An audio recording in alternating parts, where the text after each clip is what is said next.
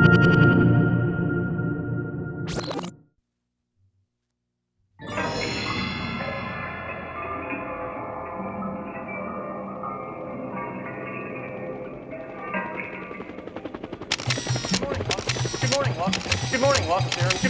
to Aaron Mills Town Center. 3, 2, 1, take 2. Good morning, welcome to Aaron Mills Town Center, the home of the world's largest permanent point-of-purchase video wall installation. My name is Calvin Fluke, and I'm your video host all day here at EMTV. I want to take this opportunity to extend a very special and warm welcome to the film crew from Necessary Illusions. We've got an excellent lineup of television programming for you today, so let's get on with it.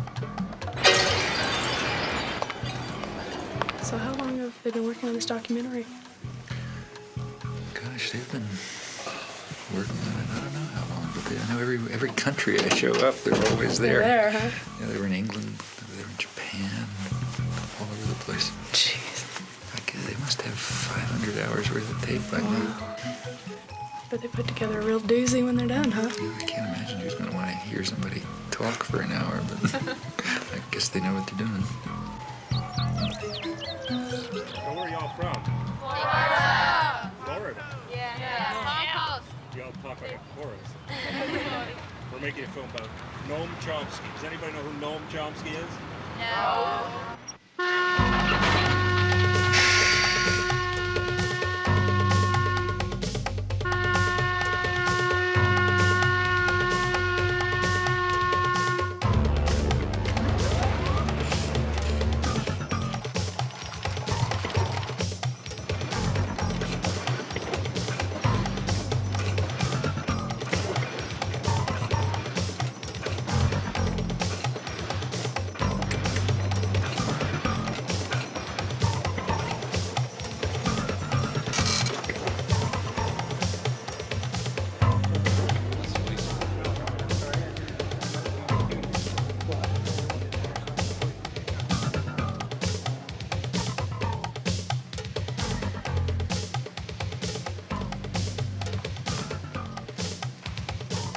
Good afternoon and welcome to Wyoming Talks. My guest today is well-known intellectual Noam Chomsky.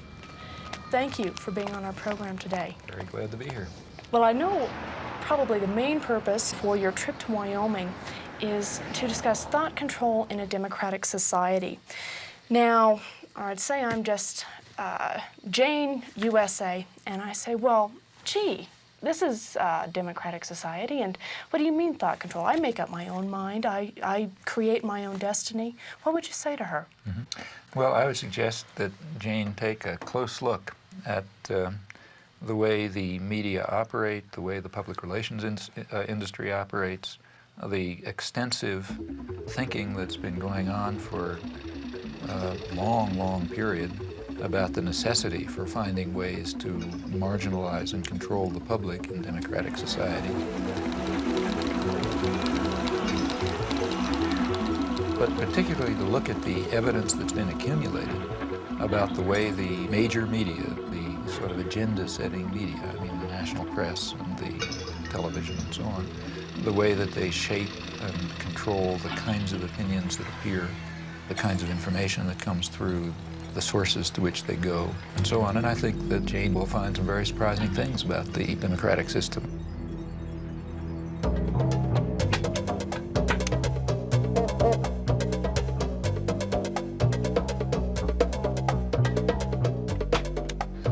I'd like to welcome all of you to this lecture today. Several years ago, Professor Chomsky was described in the New York Times Book Review as follows: judged in terms of the power, range, novelty, and influence of his thought, Noam Chomsky is arguably the most important intellectual alive. Professor Noam Chomsky.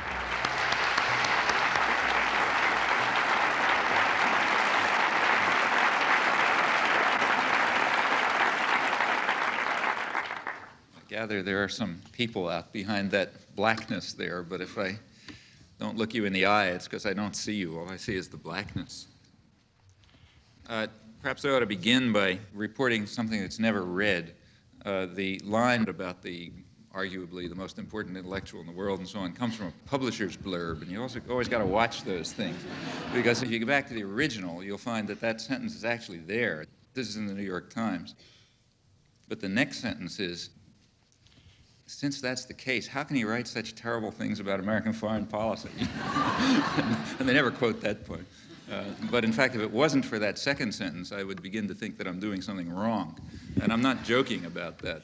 It's true that the emperor doesn't have any clothes, but the emperor doesn't like to be told it. And the emperor's lapdogs, like the New York Times, are not going to enjoy the experience if you do. Good evening. I'm Bill Moyers. What's more dangerous, the big stick or the big lie? Governments have used both against their own people. Tonight I'll be talking with a man who has been thinking about how we can see the developing lie. He says that propaganda is to democracy what violence is to a dictatorship, but he hasn't lost faith in the power of common people to speak up for the truth. You have said that we live entangled in webs of endless deceit, that we live in a highly indoctrinated society where elementary truths are easily buried. Elementary truths such as?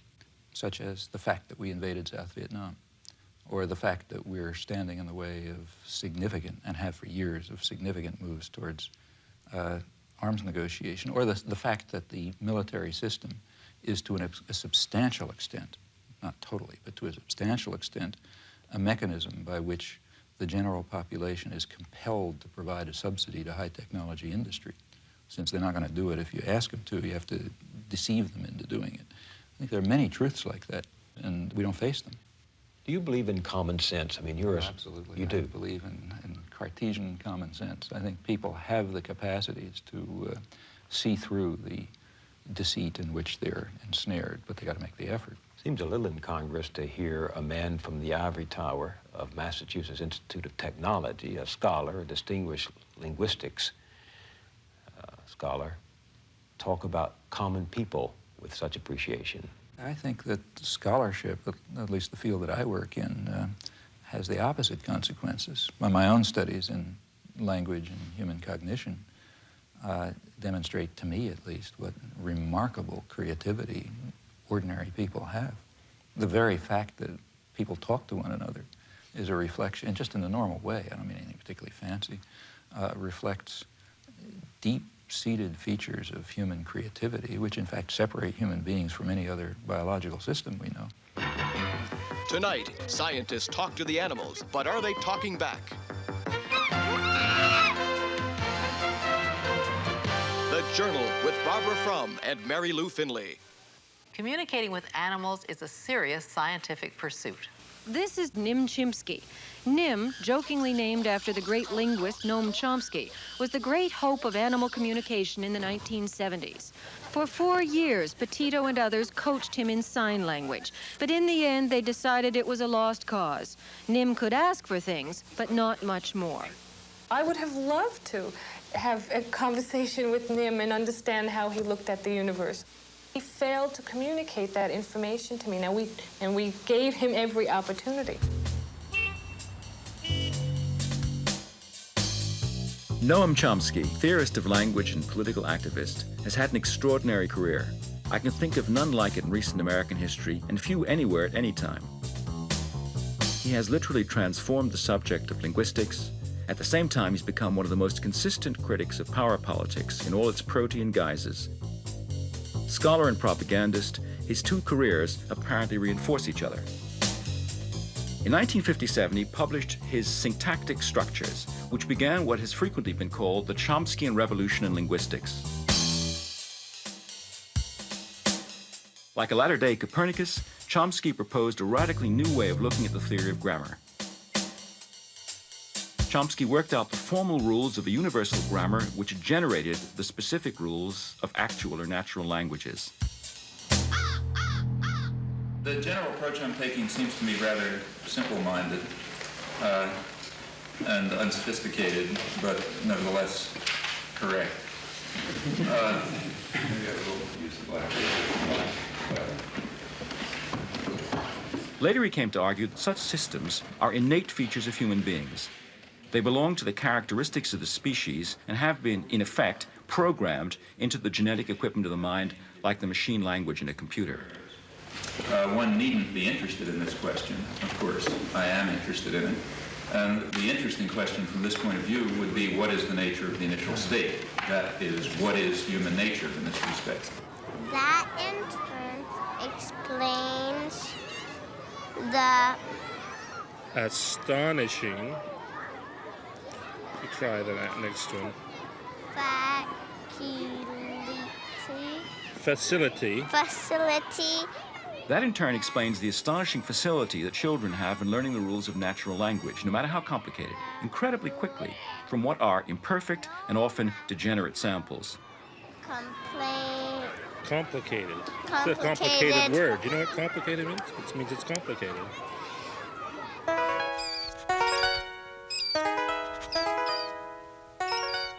If, in fact, our minds were a blank slate and experience wrote on them, we would be very impoverished creatures indeed.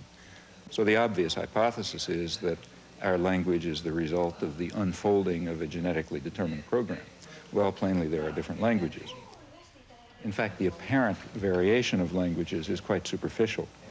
It's certain, as certain as anything else, is that humans are not genetically programmed to learn one or another language. So you bring up a Japanese baby in Boston, it'll speak Boston English, and you bring up my child in Japan, it'll speak Japanese. And that means that from that it simply follows by logic that the basic structure of the languages must be essentially the same. Our task as scientists is to try to determine exactly what those fundamental principles are that cause the knowledge of language to unfold in the manner in which it does under particular circumstances. And incidentally, I think there is no doubt the same must be true of other aspects of human intelligence and systems of understanding and interpretation and moral and aesthetic judgment and so on. The implications of these views have washed over the fields of psychology, education, sociology, philosophy, literary criticism, and logic. In the 50s and 60s, the bridge between your theoretical work and your political work seems to have been the attack on behaviorism. But now, behaviorism is no longer an issue, or so it seems. So how does this leave the link between your linguistics and your politics? Well, I've always regarded the link, I've never really perceived much of a link, to tell you the truth.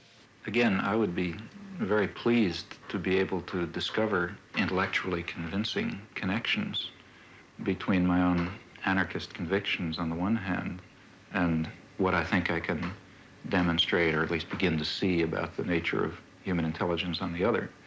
But I simply can't find intellectually satisfying connections between those two domains. I can discover some tenuous points of contact. Il n'y a de créativité possible qu'à partir d'un système de règles. Le problème, alors, là, que je me pose, et où je ne suis pas peut-être tout à fait d'accord avec M. Chomsky, c'est lorsqu'il place ces régularités à l'intérieur, en quelque sorte, de l'esprit ou de la nature humaine. Je me demande si le système de régularité, de contraintes, qui rendent possible une science, on ne peut pas les trouver ailleurs, en dehors même de l'esprit humain, dans des formes sociales, dans des rapports de production, dans des luttes de classe, etc. If it is correct, as I believe it is, that a fundamental element of human nature is the need for creative work, for creative inquiry, for free creation without the arbitrary limiting effects of coercive institutions, then, of course, it will follow that a decent society should maximize the possibilities for this fundamental human characteristic to be realized. Now, a federated, decentralized system of free associations incorporating economic as well as social institutions would be what I refer to as anarcho-syndicalism, and it seems to me that it is the appropriate form of social organization for an advanced technological society in which human beings do not have to be forced into the position of tools, of cogs in a machine. Since the 1960s, Noam Chomsky has been the voice of a very characteristic brand of rationalist libertarian socialism. He's attacked the abuses of power wherever he saw them. He's made himself deeply unpopular by his criticism of American policy, the subservience of the intelligentsia, the degradation of Zionism, the distortions of media and self-delusions of prevailing ideologies.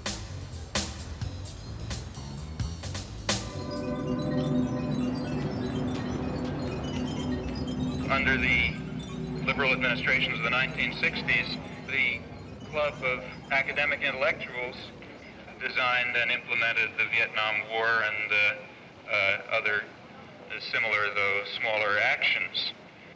This particular community is a very relevant one to consider at a place like MIT because, of course, you're all free to enter this community. In fact, you're invited and encouraged to enter the community of technical intelligentsia and weapons designers and counterinsurgency experts and pragmatic planners of an American empire is one that you have a great deal of inducement to become associated with. The inducements, in fact, are very real.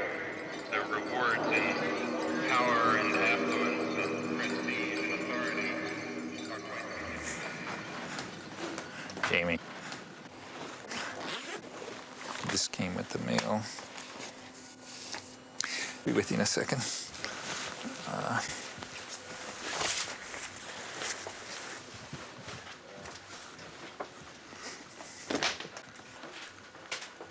God, they still got their cameras. Okay. Huh? I want to start. In your essay, Language and Freedom, you write, social action must be animated by a vision of a future society. I was wondering what vision of a future society animates you? Oh, well, I have my own ideas as to what a future society should look like. I've written about them. I mean, I think that we should, at the most general level, we should be seeking out forms of authority and domination and challenging their legitimacy. Now, sometimes they are legitimate. That is, let's say, they're needed for survival. So, for example, I wouldn't suggest that during the Second World War, the forms of authority, we had a totalitarian society, basically, and I thought there was some justification for that under the wartime conditions. And there are other forms of, relations between parents and children, for example, involve forms of coercion, which are sometimes justifiable.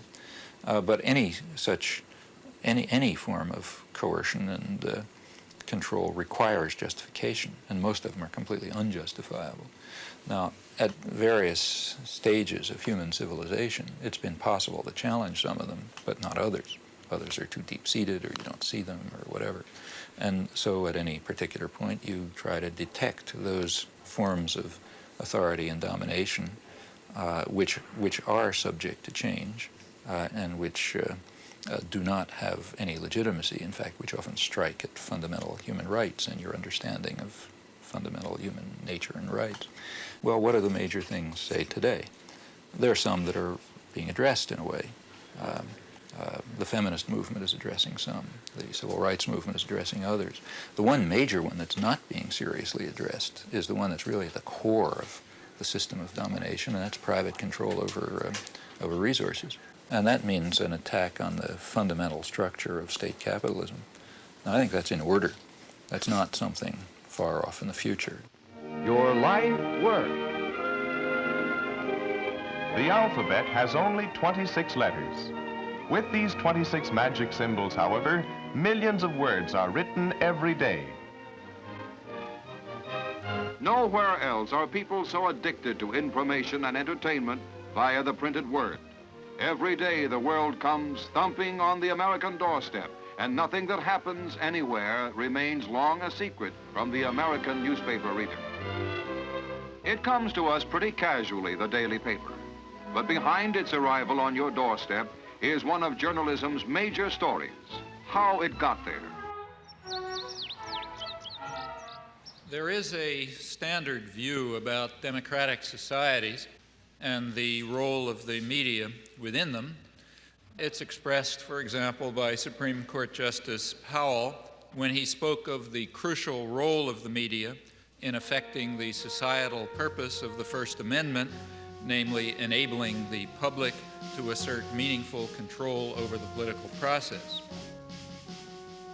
That kind of formulation expresses the understanding that democracy requires free access to information and ideas and opinion, the same conceptions hold not only with regard to the media, but with regard to educational institutions, publishing, the intellectual community generally.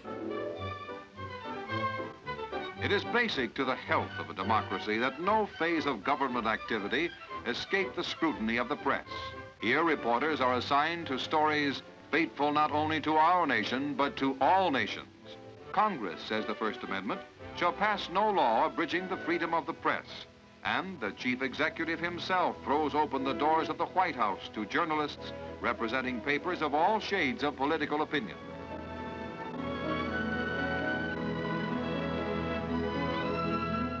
But it is worth bearing in mind that there is a contrary view.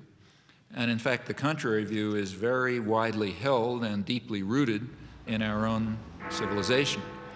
It goes back to the origins of modern democracy, to the 17th century English Revolution, which was a complicated affair like most popular revolutions. There was a struggle between Parliament, representing largely elements of the gentry and the merchants, and the royalists representing other elite groups, and they fought it out. But like many popular revolutions, there was also a lot of popular ferment going on that was opposed to all of them. There were popular movements that were questioning everything. The relation between master and servant, the right of authority altogether, all kinds of things were being questioned. There was a lot of radical publishing. The printing presses had just come into existence. And this disturbed all the elites on both sides of the Civil War. So as one historian pointed out at the time in 1660, he criticized the radical Democrats, the ones who were calling for what we would call democracy, because they are making the people so curious and so arrogant that they will never find humility enough to submit to a civil rule. Now, underlying these doctrines, which were very widely held, is a certain conception of democracy. It's a game for elites. It's not for the ignorant masses who have to be marginalized, diverted, and controlled, of course, for their own good. The same principles were upheld in the American colonies. The dictum of the founding fathers of American democracy that, I'm quoting, the people who own the country ought to govern it, quoting John Jay.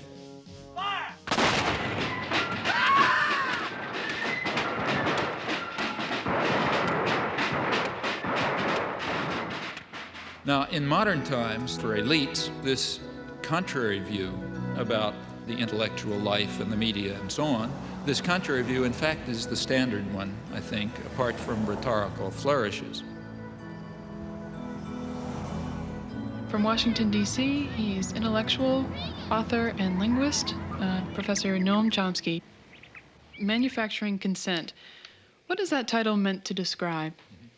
Well, the title is actually borrowed from a book by Walter Lippmann, written back around 1921, in which he described what he called the manufacture of consent as a revolution in the practice of democracy. What it amounts to is a technique of control. And he said this was useful and necessary because the common interests, the general concerns of all people, elude the public.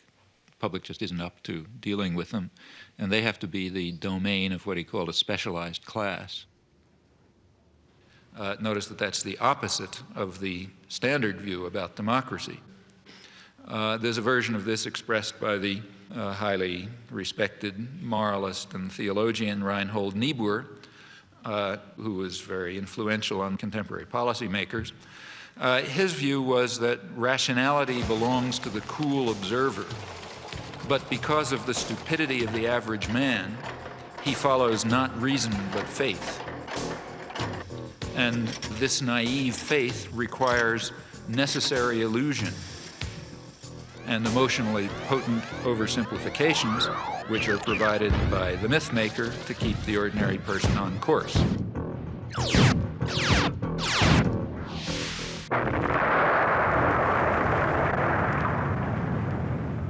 It's not the case, as the naive might think, that indoctrination is inconsistent with democracy. Rather, as this whole line of thinkers observes, it's the essence of democracy. The point is that in a military state or a feudal state, or what we would nowadays call a totalitarian state, it doesn't much matter what people think, because you've got a bludgeon over their head and you can control what they do. But when the state loses the bludgeon, when you can't control people by force, and when the voice of the people can be heard, you have this problem. It may make people so curious and so arrogant that they don't have the humility to submit to a civil rule, and therefore you have to control what people think. And the standard way to do this is the resort to what in more honest days used to be called propaganda. Manufacture of consent, creation of necessary illusions, various ways of either marginalizing the general public or reducing them to apathy in some fashion.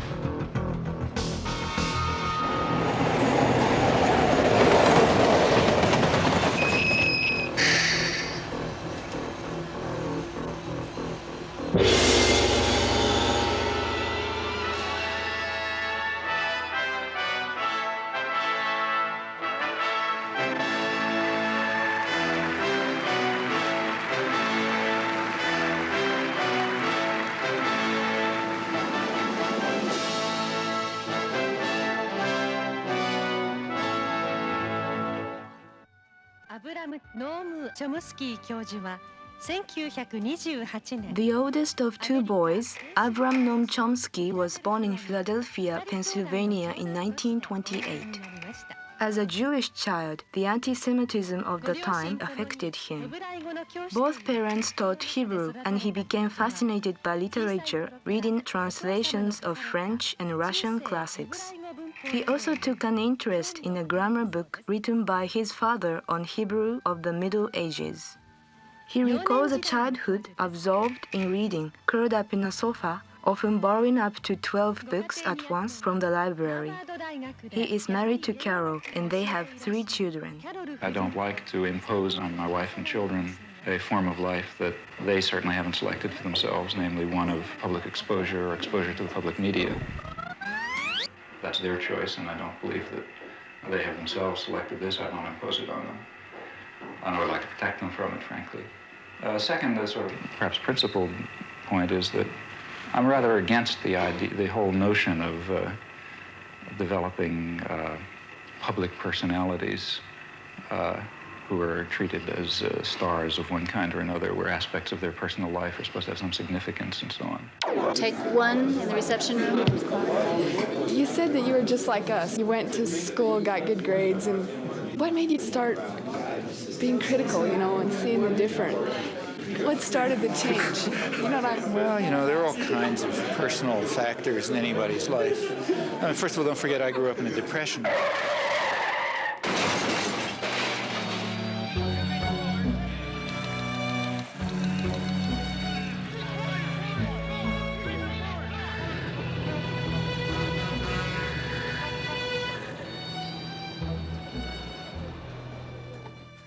My parents actually happened to have jobs, which was kind of unusual. They were Hebrew school teachers, so sort of lower middle class. For them, everything revolved around being Jewish, Hebrew and Palestine in those days and so on. And I grew up in that milieu. So, I learned Hebrew and went to Hebrew school, became a Hebrew school teacher, went to Hebrew college, led youth groups, summer camps, Hebrew camps, the whole business. The branch of the Zionist movement that I was part of was all involved in socialist binationalism and Arab-Jewish cooperation and all sorts of nice stuff.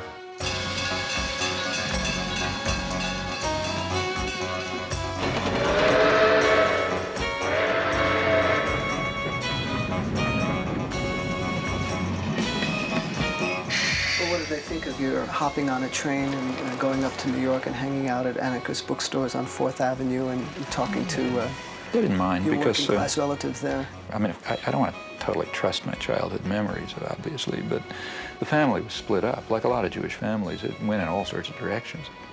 There were sectors that were super orthodox. There were other sectors that were very radical and very assimilated and working class intellectuals. You know?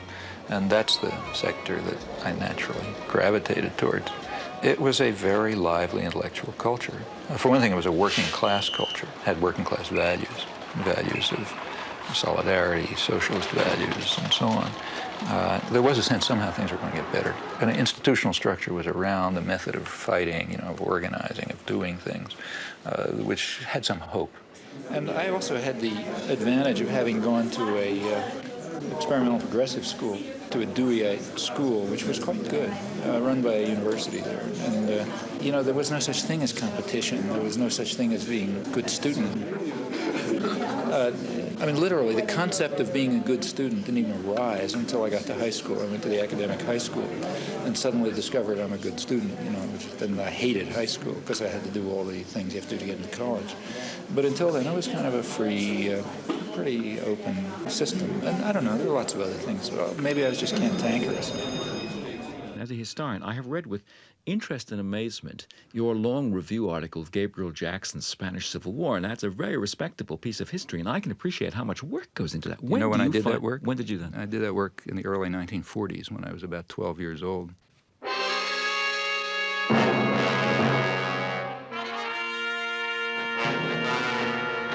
The first article I wrote was right after the fall of Barcelona in the school newspaper. It was a lament about the rise of fascism in 1939. Actually, I guess one of the people who was the biggest influence in my life was an uncle who had never gone past 4th grade. He was, you know, had a background in crime, and then left-wing politics and all sorts of things. But he was a hunchback. And as a result, he could get a newsstand in New York. They had some program for people with physical disabilities. And some of you are from New York, I guess. You know, well, you know the 72nd Street kiosk? You know that? Right, that's right. That's where I got my political education. At 72nd Street, there's a place where you come out of the subway, and everybody goes towards 72nd Street. And there were 2 newsstands on that side, which were doing fine, and there's 2 newsstands on the back. And nobody comes out the back, you know, and that's where his news is. But it was a very lively place. He was a very bright guy. It was the 30s. There were a lot of emigres, you know, so on. A lot of people were hanging around there. And in the evenings, especially, it was sort of a literary political salon. You know, every kind of guys hanging around, arguing and talking. And as a kid, like I was 11, 12 years old, the biggest excitement was to work the newsstand.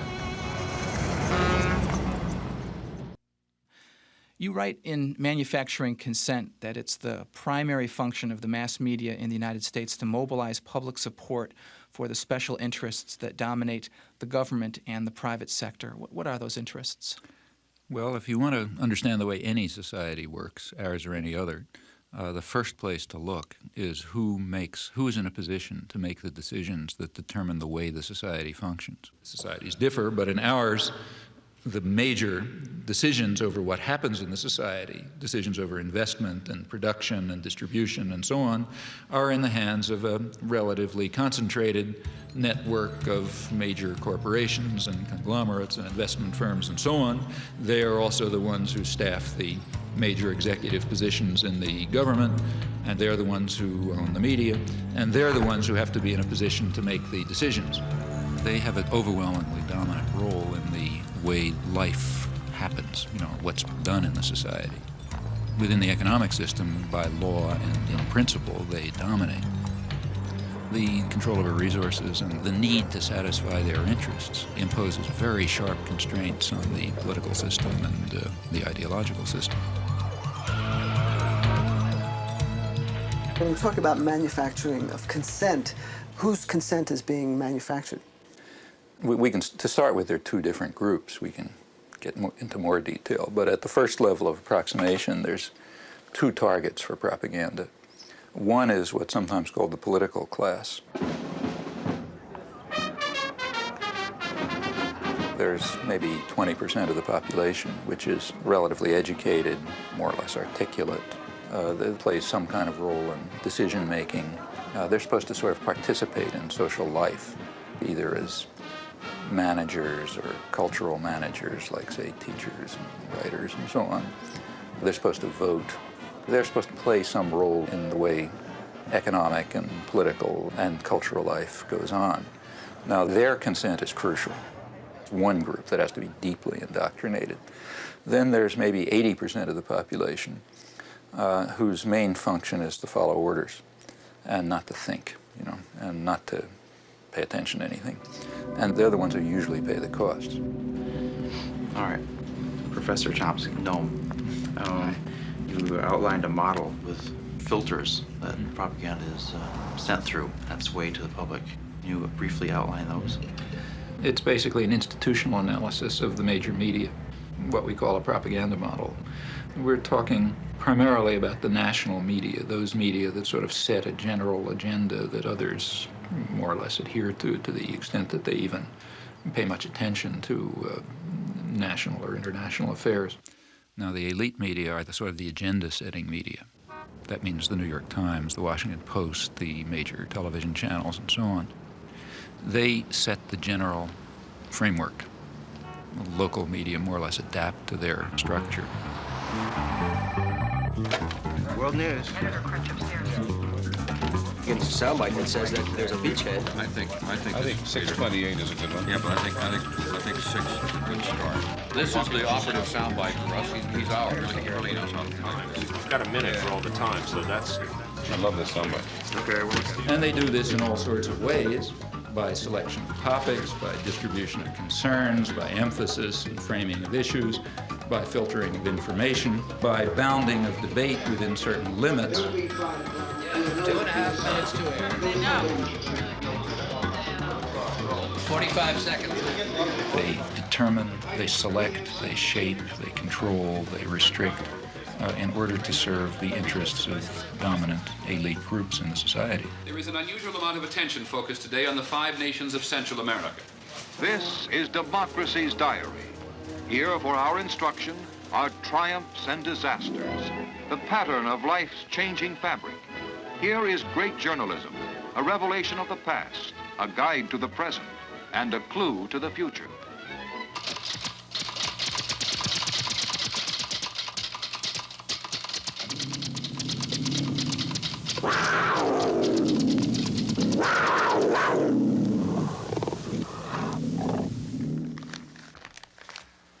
The New York Times is certainly the most important newspaper in the United States, and one could argue the most important newspaper in the world. The New York Times plays an enormous role in shaping the perception of the current world on the part of the politically active, educated classes. Also, the New York Times has a special role, and I believe its editors probably feel that they bear a heavy burden in the sense that the New York Times creates history. What happened years ago may have a bearing on what happens tomorrow. Millions of clippings are preserved in the Times library, all indexed for instant use, a priceless archive of events and the men who make them. That is, history is what appears in the New York Times archives. The place where people will go to find out what happened is the New York Times. Therefore, it's extremely important, if history is going to be shaped in an appropriate way, that certain things appear, certain things not appear, certain questions be asked, other questions be ignored, and that issues be framed in a particular fashion. Now, in whose interests is the history being so shaped? Well, I think that's not very difficult to answer. The process by which people make up their minds on this is a much more mysterious process than you would ever guess from reading Manufacturing Consent. There is a saying about legislation that legislation is like making sausage, that the less you know about how it's done, the better for your appetite. The same is true of this business. If you're in a conference in which decisions are being made on what to put on page 1 or whatnot, you would get, I think, the impression that important decisions were being made in a flippant and frivolous way. But in fact, given the pressures of time to trying to get things out, you resort to a kind of a shorthand. And you have to fill that paper up every day. It's curious in a kind of a mirror image way that Professor Chomsky is in total accord with Reed Irvine, who at the right-wing end of the spectrum says exactly what Chomsky does about the insinuating influence of the press, of the big media, as, quote, agenda setters, to use one of the great buzzwords of the time. And, of course, Reed Irvine sees this as a left-wing conspiracy of foisting liberal ideas in both domestic and foreign affairs on the American people. But in both cases, I think that the premise really is an insult to the intelligence of the people who consume news. Now, to eliminate confusion, all of this has nothing to do with liberal or conservative bias. According to the propaganda model, both liberal and conservative wings of the media, whatever those terms are supposed to mean, fall within the same framework of assumptions. In fact, if the system functions well, it ought to have a liberal bias, or at least appear to, because if it appears to have a liberal bias, that will serve to bound thought even more effectively. In other words, if the press is indeed adversarial and liberal and all these bad things, then how can I go beyond it? They're already so extreme in their opposition to power that to go beyond it would be to take off from the planet. So therefore, it must be that the presuppositions that are accepted in the liberal media are sacrosanct, can't go beyond them. And a well-functioning system would in fact have a bias of that kind. The media would then serve to say, in effect, thus far and no further. We ask, what would you expect of those media on just relatively uncontroversial, guided free market assumptions?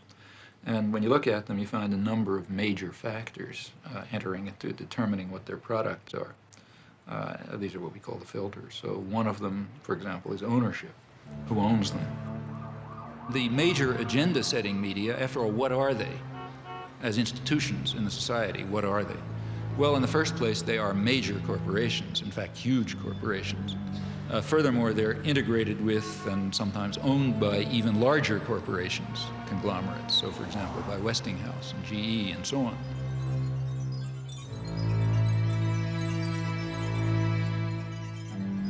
What I wanted to know was how specifically the elites control the media.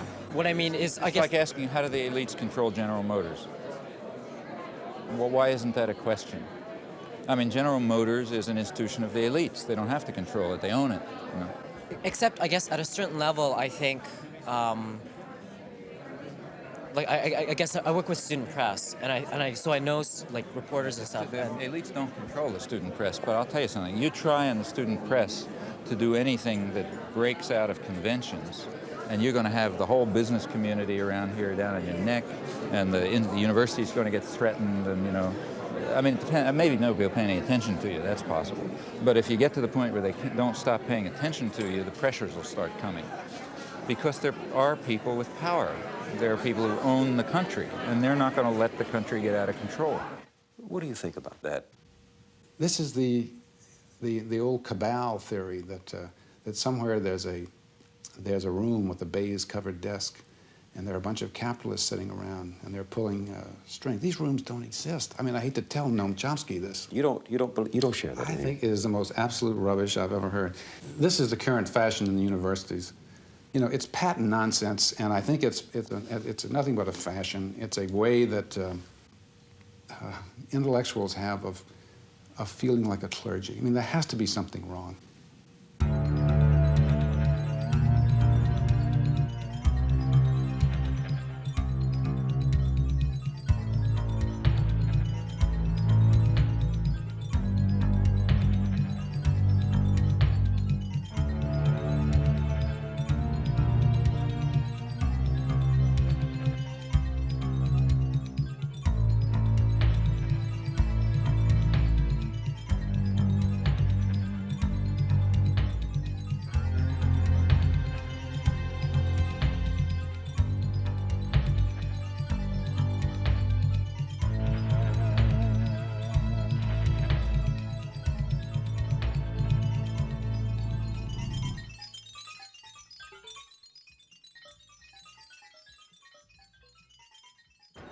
So what we have in the first place is major corporations, which are parts of even bigger conglomerates. Now, like any other corporation, they They have a product which they sell to a market. The market is advertisers, that is, other businesses. What keeps the media functioning is not the audience. They make money from their advertisers. And remember, we're talking about the elite media, so they're trying to sell a good product, a product which raises advertising rates. And ask your friends in the advertising industry, that means that they want to adjust their audience to the more elite and affluent audience. That raises advertising rates. So what you have is institutions, corporations, big corporations, that are selling relatively privileged audiences to other businesses. Well, what point of view would you expect to come out of this? I mean, without any further assumptions, what you'd predict is that what comes out is a picture of the world, a perception of the world, that satisfies the needs and the interests and the perceptions of the sellers, the buyers, and the product. Now, there are many other factors that press in the same direction. If people try to enter the system who don't have that point of view, they're likely to be excluded somewhere along the way. After all, no institution is going to happily design a mechanism to self-destruct. It's not the way institutions function. So they all work to exclude or marginalize or eliminate dissenting voices or alternative perspectives and so on because they're dysfunctional. They're dysfunctional to the institution itself. Do you think you've escaped the ideological indoctrination of the media and of society that you grew up in? Have I? Mm-hmm.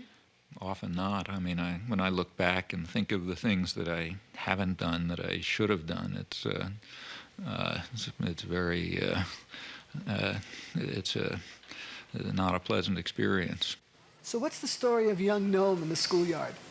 Yeah, I mean, that was a personal thing for me. I don't know why it should interest anyone else, but I do remember. Well, you drew certain conclusions from Well, it. yeah, I mean, it had a big influence on me. I mean, I remember when I was about 6, I guess, first grade. There was the standard fat kid who everybody made fun of, and I remember in the schoolyard, he was on standing on right outside the school classroom, and a bunch of kids outside sort of taunting him, and so on. And one of the kids actually brought over his older brother, sort of like from 3rd grade instead of 1st grade, big kid. And he was going to, beat him up or something. And I remember going up to stand next to him, feeling somebody ought to help him. And I did for a while, and then I got scared, and I went away, and I was very much ashamed of it afterwards, and sort of felt, not going to do that again. That's a feeling that's stuck with me. You should stick with the underdog. And the shame remained. You should have stayed there. You were already established. You were a professor at MIT. You'd made a reputation. You had a terrific career ahead of you. You decided to become a political activist. Now, here is a classic case of somebody whom the institution does not seem to have filtered out. I mean, you were a good boy up until then, were you? Or you'd always been a slight, some of them you were a rebel? Yeah, pretty much. I had been pretty much outside. You felt isolated. You felt out of sympathy with the prevailing currents of American life, but a lot of people do that. Suddenly, in 1964, you decide, I have to do something about this. What made you do that? Well, that was a very conscious decision and a very uncomfortable decision because I knew what the consequences would be. I was in a very favorable position. I had the kind of work I liked. We had a lively, exciting department. The field was going well. Personal life was fine. I was living in a nice place, children growing up. Everything looked perfect, and I knew I was giving it up. And at that time, remember, it was not just giving talks. I began involved right away in resistance. And I expected to spend years in jail and came very close to it. In fact, my wife went back to graduate school in part because we assumed she's going to have to support the children. These were the expectations.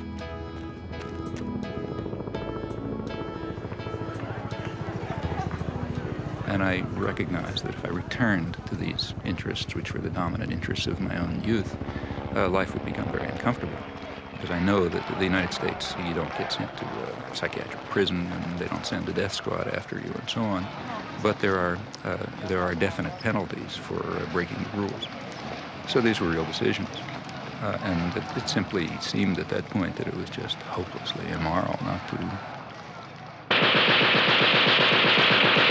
I'm Noam Chomsky. I'm on the faculty at MIT, and I've been getting more and more heavily involved in anti-war activities for the last few years.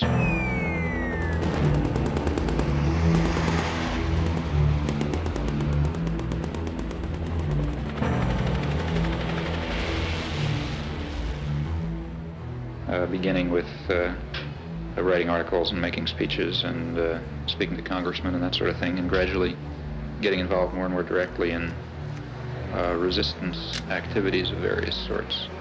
I've come to the feeling myself that the most effective form of political action that is open to a responsible and concerned citizen at the moment is action that really involves direct resistance, refusal to take part in what I think are war crimes, to raise the domestic cost of American aggression overseas through non-participation and support for those who are refusing to take part, in particular draft resistance throughout the country.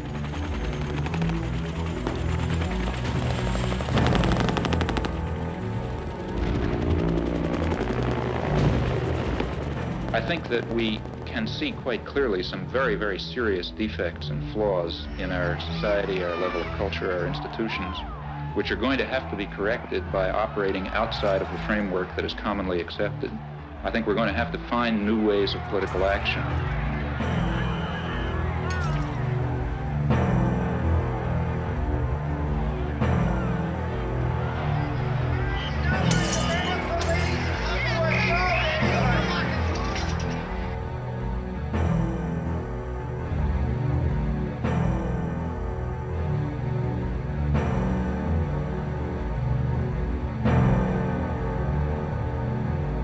I rejoice in your disposition to argue the Vietnam question, especially when I recognize what an act of self-control this must involve. It does. Sure. It really does. Sure. I mean, I think that And this is you're the doing kind of very well. issue You're where, doing very well. you know, sometimes I lose my temper. Maybe not tonight. Maybe not tonight.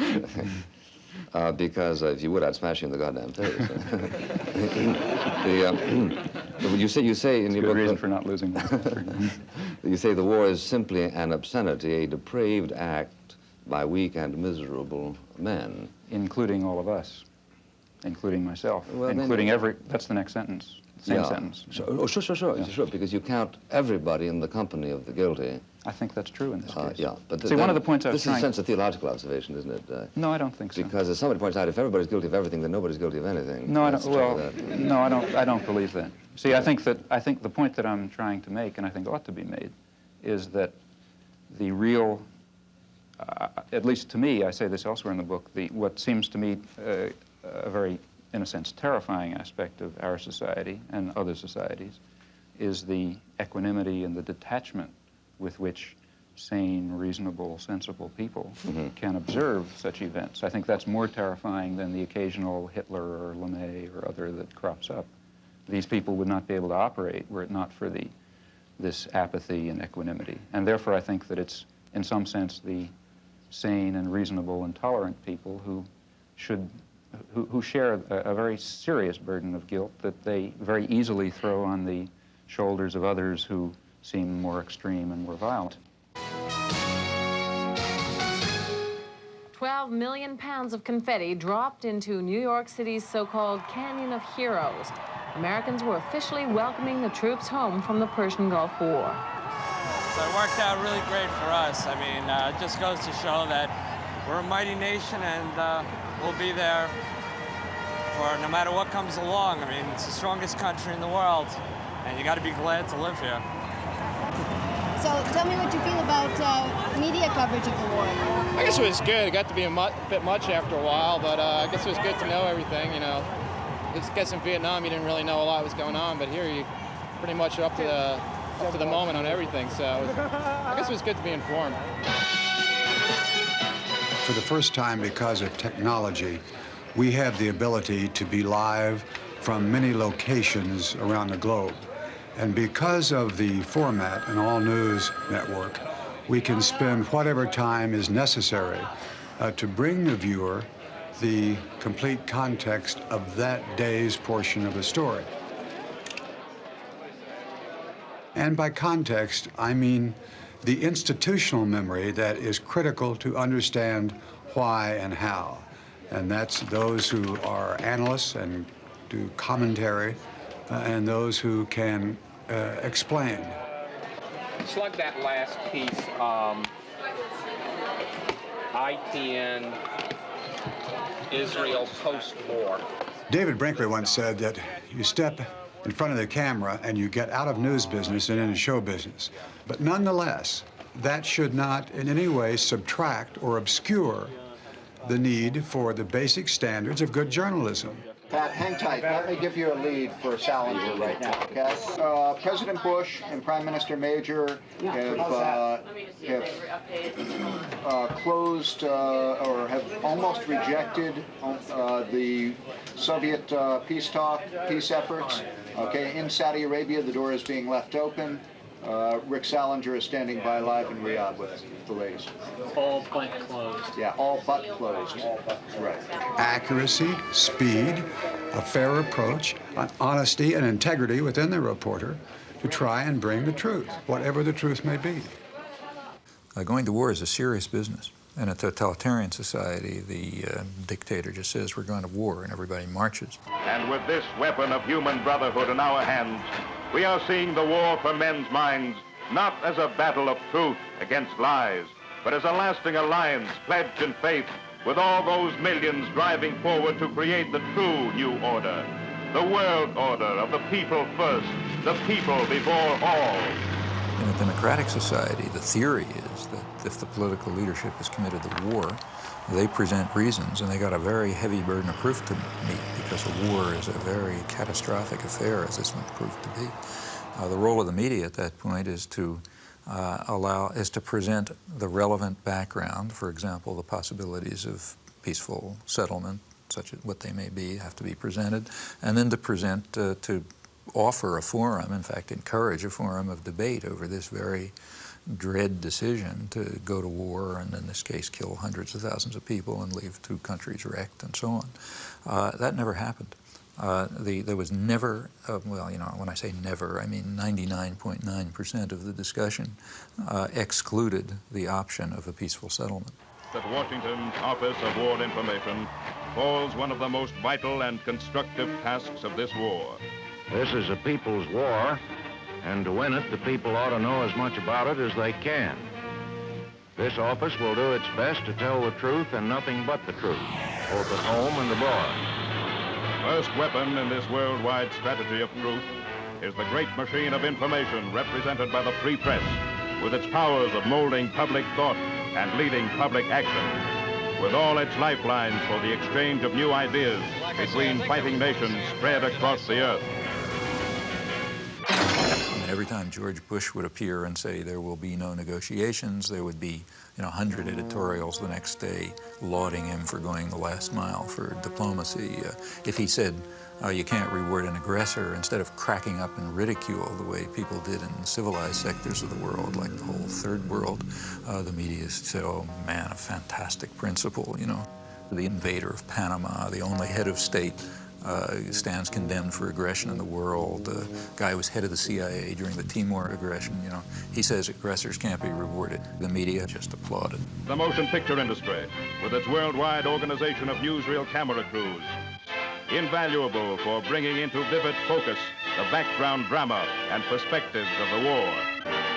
Mobilized, too, in this all-out struggle for men's minds are the radio networks, with all their experience in the swift reporting of great occasion and event. From every strategic center and frontline stronghold, their reporters are sending back the lessons of new tactics, new ways of war. The result was it's a media war. I mean, there's tremendous fakery all along the line. The UN is finally living up to its mission, wondrous sea change, the New York Times told us. The only wondrous sea change was that for once the United States didn't veto a Security Council resolution against aggression. People don't want a war unless you have to have one. And they would have known that you don't have to have one. Well, the media kept people from knowing that. And that means we went to war very much in the manner of a totalitarian state, thanks to the media subservience. That's the big story.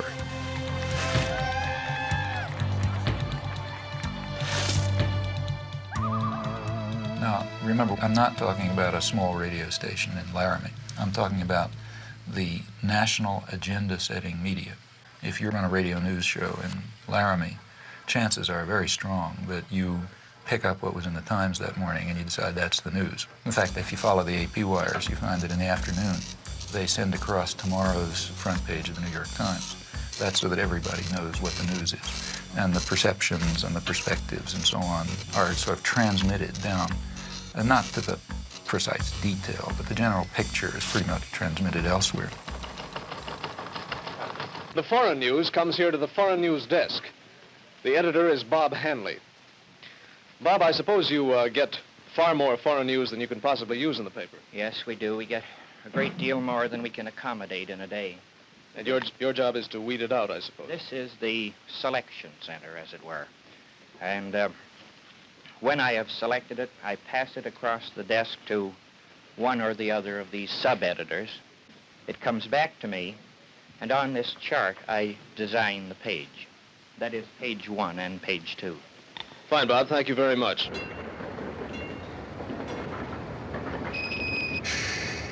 Why do you want to make a film about media for? Well, Such a nice, quiet town. it's a beautiful town. Well, we're making a film about the mass media, so we thought, whatever, Oh, yeah. what a good place You to want to know come. where they got the name? So maybe you could start by introducing yourself. Yes, I'm Bowden Senko. I'm the Main Street manager and the executive director of the Media Business Authority, and we are in Media, Delaware County, in the southeastern part of Pennsylvania. Media is called everybody's hometown. The motto was developed as a way to promote the community. We're a very high promotion-conscious community. When you walk through media, you'll be treated very well, and you find that people have taken the idea of being everybody's hometown to heart. The local paper, the Talk of the Town. The Town Talk. Do you read that? Yes, I read the Town Talk, yes. What do you think the difference is between the Wall Street Journal and the Talk of Oh, well, I mean, the Town Talk is completely local news, and it's fun. It's nice to read. It's interesting. You read about your neighbors and see what's going on in the school district and things like that. We're in business to make bucks, just like the big daily newspapers and just like the big radio stations, and we do quite well. And rightfully so, because we work very hard at it. I just want to show you a copy of the paper here, the way it is this week. It's plastic wrapped on all 4 sides, weatherproof, and hung on everybody's front door. And many times you'll find that this paper runs well over 100 pages a week. This particular edition, you have to remember there are 5 editions. This happens to be the Central Delaware County edition, which is the edition that covers Media, Pennsylvania.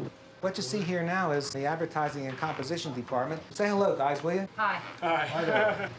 And what we're doing now is we're putting red dots, green dots, and yellow dots up on the map, wherever there is a store. Now, the red dots are the stores that don't advertise with us at all. The green dots are the ones that advertise with us every week, and the yellow dots are the ones that would run sporadically. Now, we have computer printouts of every one of these stores, and what we do is we take the printouts of all the red dots, which are the bad guys, and what our idea is to turn these red dots into yellow dots and turn the yellow dots into green dots and eventually make them all green dots, so 100% of the stores and 100% of the merchants and the service people advertise in our newspaper every week. That way we won't have any more red dots. I guess there'll always be a few red dots, but I have high hopes that there'll be a lot more green ones or red ones when we're finished. Hi, I'm Jim Morgan. I'm with the Corporate Relations Department of the New York Times, and I'm here to take you on a tour of the New York Times, so let's begin. So they're just taking audio in here. Yeah, they're taking audio in here. Audio. No cameras, no still. We went over this quite thoroughly. They don't even take a still camera in here. We're in the composing room. This is where the pages are composed. This is the typographical area. What's the ratio of news to advertising? 60% ads. This might seem big, but it is average, in fact, below average. Our 60% might include, on some days, maybe 20 pages of classified advertising all to itself, where the rest of the newspapers weighted much heavier news to advertising. But the paper in its entirety, every day, large or small, is 60 ads, 40 news. Well, that completes our tour of the New York Times, and I hope you found it informative, and I hope that you read the New York Times every day of your life from now on. Now, there are other media, too, whose basic social role is quite different. It's diversion. There's the real mass media, the kinds that are aimed at, you know, the guys who Joe Sixpack, that kind. The purpose of those media is just to dull people's brains. This is an oversimplification, but for the 80% or whatever they are, the main thing for them is to divert them, to get them to watch National Football League and to worry about, mother with child with 6 heads or whatever you pick up in the, in the thing that you pick up on the supermarket stands and so on.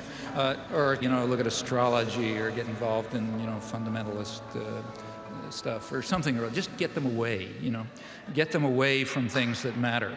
And for that, it's important to reduce their capacity to think. The sports section is handled in another special department. The sports reporter must be a specialist in his knowledge of sports. He gets his story right at the sporting event and often sends it into his paper play by play. Take, say, sports. That's another crucial example of the indoctrination system, in my view. For one thing, because it offers people something to pay attention to that's of no importance, that keeps them from worrying about, keeps them from worrying about things that matter to their lives that they might have some idea about doing something about. And in fact, it's striking to see the intelligence that's used by ordinary people in sports. I mean, you listen to radio stations where people call in. They have the most exotic information and understanding about, all kind of arcane issues. And the press undoubtedly does a lot with this. I remember in high school already, I was pretty old, I suddenly asked myself at one point, why do I care if my high school team wins the football game? I mean, I don't know anybody on the team, I mean, they have nothing to do with me. I mean, why am I cheering for my team? It doesn't make any sense, But the point is, it does make sense. It's a way of building up irrational attitudes of submission to authority and, group cohesion behind, leadership elements. In fact, it's training in irrational jingoism. That's also a feature of competitive sports. I think if you look closely at these things, I think typically they do have functions. And that's why energy is devoted to supporting them and creating a basis for them, and advertisers are willing to pay for them and so on. I'd like to ask you a question essentially about the methodology in studying the propaganda model and how would one go about doing that? Well, there are a number of ways to proceed. One obvious way is to try to find more or less paired examples. History doesn't offer true controlled experiments, but it often comes pretty close. So one can find atrocities or abuses of one sort that on the one hand are committed by official enemies and on the other hand are committed by friends and allies or by the favored state itself, by the United States in the U.S. case. And the question is whether the media accept the government framework or whether they use the same agenda, the same set of questions, the same criteria for dealing with the two cases as any honest outside observer would do. If you think America's involvement in the war in Southeast Asia is over, think again. The Khmer Rouge are the most genocidal people on the face of the earth. Peter Jennings reporting from the killing fields, Thursday. I mean, the great act of genocide in the modern period is Pol Pot, 1975 through 1978. That atrocity, I think it would be hard to find any example of a comparable outrage and outpouring of fury and so on and so forth. So that's one atrocity. Well, it just happens that in that case, history did set up a controlled experiment. Have you ever heard of a place called East Timor? I can't say that I have. Where? East Timor? Nope. No, huh? Well, it happens that right at that time there's another atrocity, very similar in character, but differing in one respect. We were responsible for it, not Pol Pot. Hello, I'm Louise Penny, and this is Radio Noon. If you've been listening to the program fairly regularly over the last few months, you'll know East Timor has come into the conversation more than once, particularly when we were talking about foreign aid and also the war and a new world order. People wondered why, if the UN was serious about a new world order, no one was doing anything to help East Timor. The area was invaded by Indonesia in 1975. There are reports of atrocities against the Timorese people. And yet Canada and other nations have consistently voted against UN resolutions to end the occupation. Today, we're going to take a closer look at East Timor, what's happened to it, and why the international community is doing nothing to help. One of the people who have been most active is Elaine Bruyere, a photojournalist from British Columbia. She's the founder of the East Timor Alert Network, and she joins me in studio now. Hello. Hi. One tragedy compounding a tragedy is that a lot of people don't know much about East Timor. Where is it? East Timor is just north of Australia, about 420 kilometers, and it's right between the Indian and Pacific Oceans. Just south of East Timor is a deep-water sea lane, perfect for U.S. submarines to pass through. There's also huge oil reserves there. One of the unique things about East Timor is that it's truly one of the last surviving ancient civilizations in that part of the world. The Timorese spoke 30 different languages and dialects amongst a group of 700,000 people. Today, less than 5% of the world's people live like the East Timorese, basically self-reliant. They live really outside of the global economic system. Small societies like the East Timorese are much more democratic and much more egalitarian, and there's much more sharing of power and wealth. Before the Indonesians invaded, most people lived in small rural villages.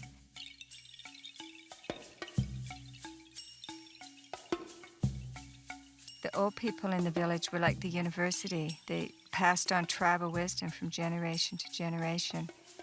Children grew up in a safe, stimulating, nurturing environment.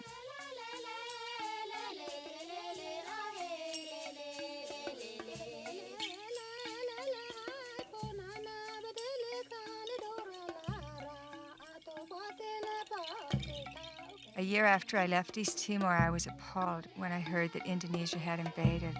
They didn't want a small, independent country setting an example for the region. East Timor was a Portuguese colony. Indonesia had no claim to it, and in fact stated that they had no claim to it. During the period of colonization, there was a good deal of politicization. The different groups developed. A civil war broke out in August '75.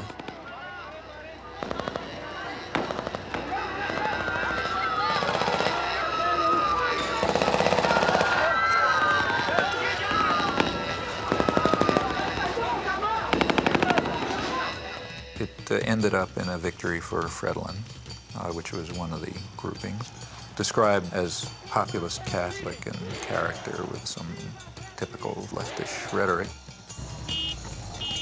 Indonesia at once started intervening. What's the situation? When did those ships come in? They start arriving since Monday. 6, 7 boats together, very close to our border. No, they're not there just for fun, you know. They're preparing a massive operation. Something happened here last night that moved us very deeply. It was so far outside our experience as Australians that we'll find it very difficult to convey to you, but we'll try. Sitting on woven mats under a thatched roof in a hut with no walls, we were the target of a barrage of questioning from men who know they may die tomorrow and cannot understand why the rest of the world does not care. That's all they want, for the United Nations to care about what is happening here. The emotion here last night was so strong that we, all three of us, felt we should be able to reach out into the warm night air and touch it. Greg Shackleton at an unnamed village, which we'll remember forever in Portuguese Timor.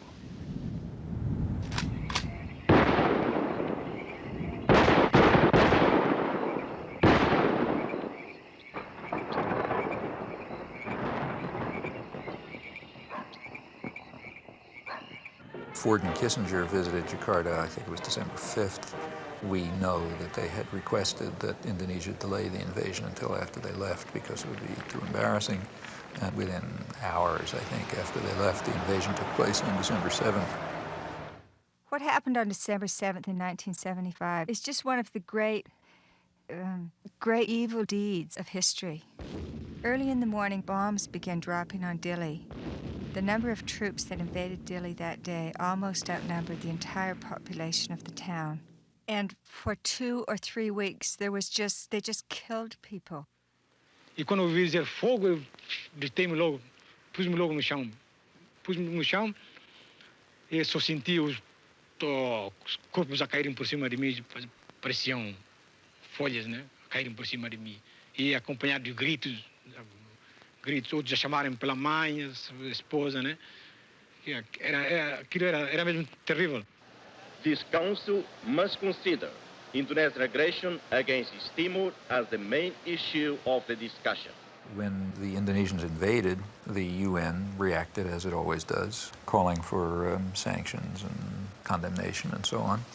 Various watered-down resolutions were passed, but the U.S. was very clearly not going to allow anything to work.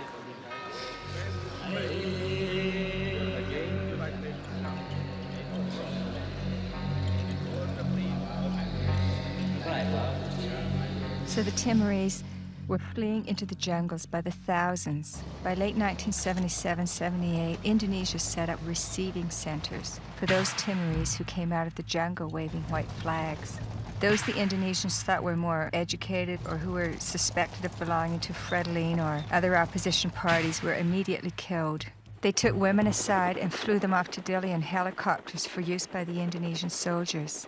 They killed children and babies. But in those days, their main strategy and their main weapon was starvation. By 1978, it was approaching really genocidal levels. The church and other sources estimated about 200,000 people killed. The U.S. backed it all the way. The U.S. provided 90% of the arms. Right after the invasion, arms shipments were stepped up. When the Indonesians actually began to run out of arms in 1978, the Carter administration moved in and increased arms sales. And other Western countries did the same. Canada, England, Holland, and everybody who could make a buck was in there trying to make sure they could kill more Timorese. There is no Western concern for issues of aggression, atrocities, human rights abuses, and so on, if there's a profit to be made from them. Nothing could show it more clearly than this case.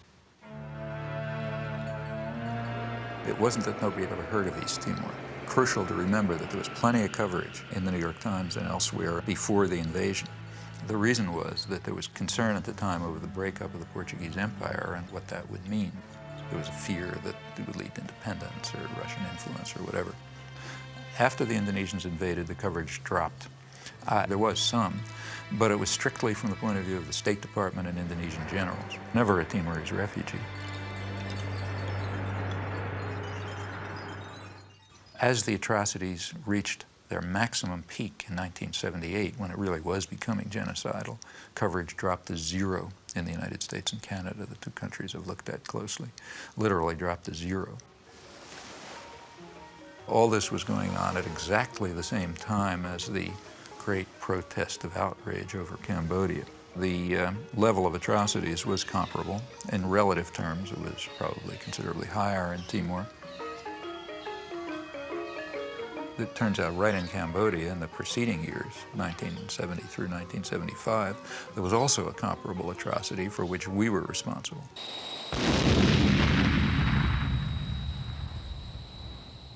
The major U.S. attack against Cambodia started with the bombings of the early 1970s. They reached a peak in 1973, and they continued up till 1975. They were directed against inner Cambodia. Very little is known about them because the media wanted it to be secret. They knew it was going on, they just didn't want to know what was happening. The CIA estimates about 600,000 killed during that 5-year period, which is mostly either U.S. bombing or a U.S.-sponsored war. So that's pretty significant killing. But also, the conditions in which it left Cambodia were such that high U.S. officials predicted that about 1 million people would die in the aftermath, just from hunger and disease because of the wreckage of the country.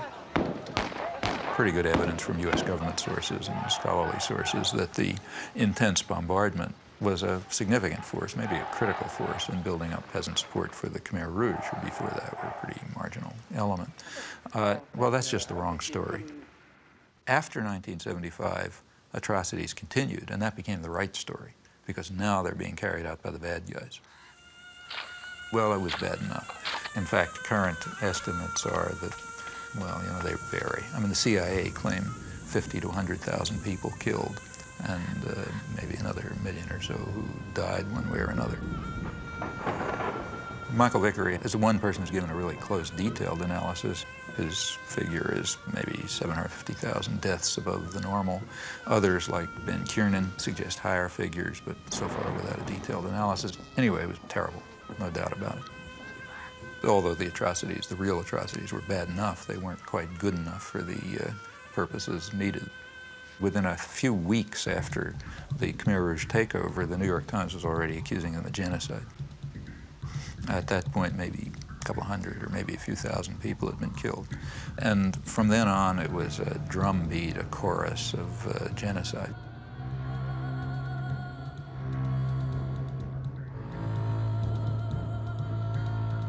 The big bestseller on Cambodia, Pol Pot, is called Murder in a Gentle Land. Up until April 17, 1975, was a gentle land of peaceful, smiling people, and after that, some horrible Holocaust took place.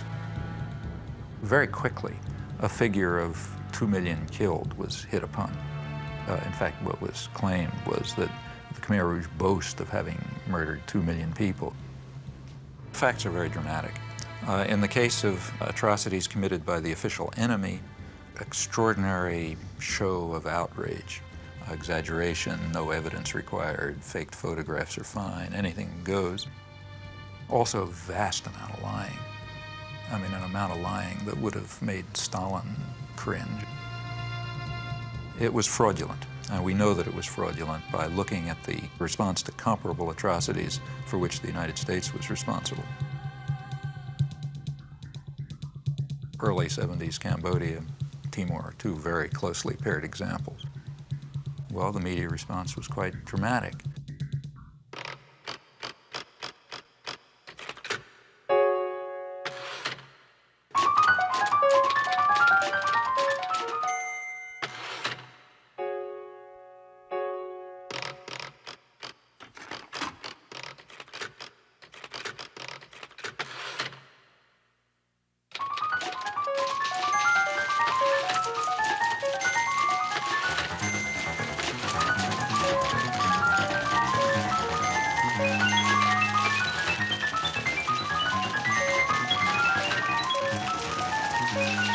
Back in 1980, I taught a course at Tufts University.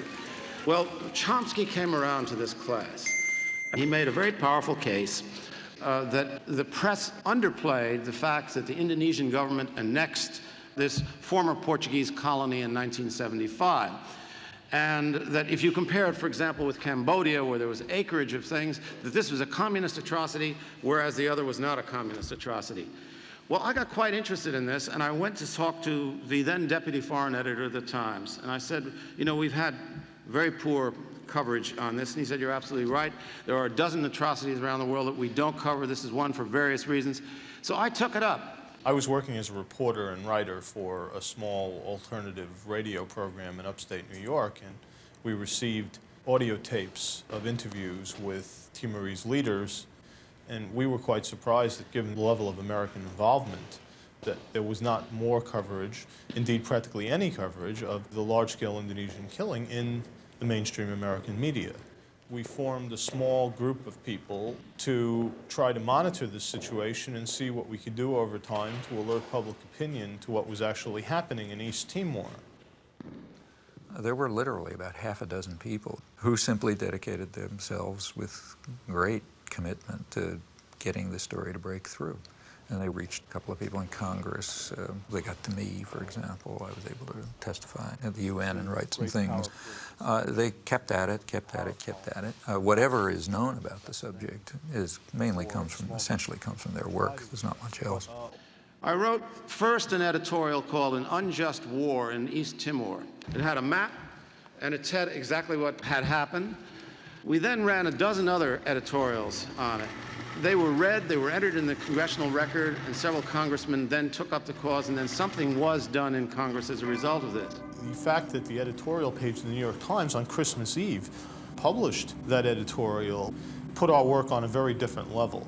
And it gave a great deal of legitimacy to something that we were trying to advance for a long time, and that was the idea and the reality that a major tragedy was unfolding in East Timor. If one takes literally the various theories that Professor Chomsky puts out, one would feel that there is a tacit conspiracy between the establishment press and the government in Washington to focus on certain things and ignore certain things, so that if we broke the rules, that we would instantly get a reaction, a sharp reaction from the overlords in Washington, who would say, hey, what are you doing speaking up on East Timor? We're trying to keep that quiet. We didn't hear a thing. What we did hear, and this was quite interesting, is that there was a guy named Arnold Cohn, and he became a one-person lobby. I appreciate the nice things that Karl Meyer said about me in his interview, but I object to the notion that a one-man lobby was formed or anything like that. I think that if there weren't a large network composed of the American Catholic Bishops' Conference, composed of other church groups, composed of human rights groups, composed of simply concerned citizens and others, and a network of concern within the news media, I think that it would have been impossible to do anything at all at any time, and it certainly would have been impossible to sustain things for as long as they've been sustained. Professor Chomsky and a lot of people who engage in this kind of press analysis have one thing in common. Most of them have never worked for a newspaper. Many of them know very little about how newspapers work. When Chomsky came around, he had with him a file of all the coverage in the New York Times, the Washington Post, and other papers of East Timor. And he would go to the meticulous degree that if, for example, the London Times had a piece on East Timor, and then it appeared in the New York Times, that if a paragraph was cut out, he'd compare and he'd say, look, this key paragraph right near the end, which is really what tells the whole story, was left out of the New York Times version of the London Times thing.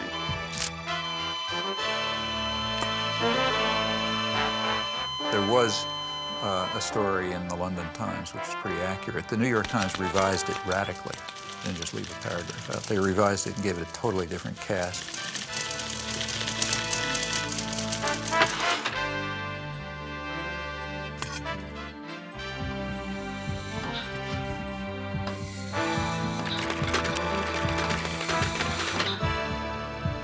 It was then picked up by Newsweek, giving it the New York Times cast. It ended up being a whitewash, whereas the original was an atrocity story.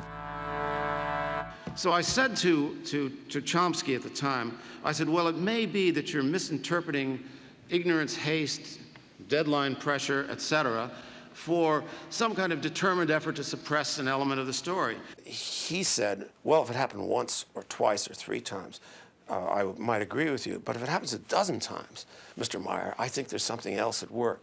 And it's not a matter of happening 1 time, 2 times, 5 times, 100 times. It happened all the time. I said, Professor Chomsky, having been in this business, it happens a dozen times. These are very imperfect institutions. When they did give coverage, it was from the point of view of, it was a whitewash of the United States. Now, you know, that's not an error. That's systematic, consistent behavior, in this case, without even any exception. This is a much more subtle process than you get in the kind of the sledgehammer rhetoric of the people that make a to B equation between what the government does, what people think, and what newspapers say. That sometimes what the Times does can make an enormous difference. At other times, it has no influence whatsoever. So one of the greatest tragedies of our age is still happening in East Timor. The Indonesians have killed up to 1/3 of the population. They're in concentration camps.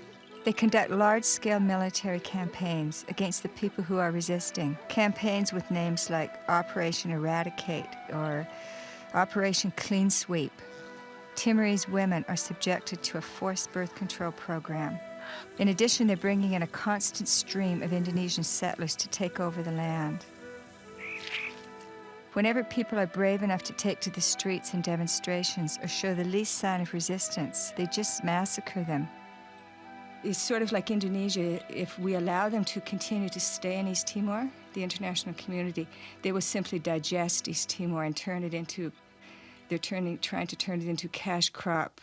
I mean, this is way beyond just demonstrating the subservience of the media to power.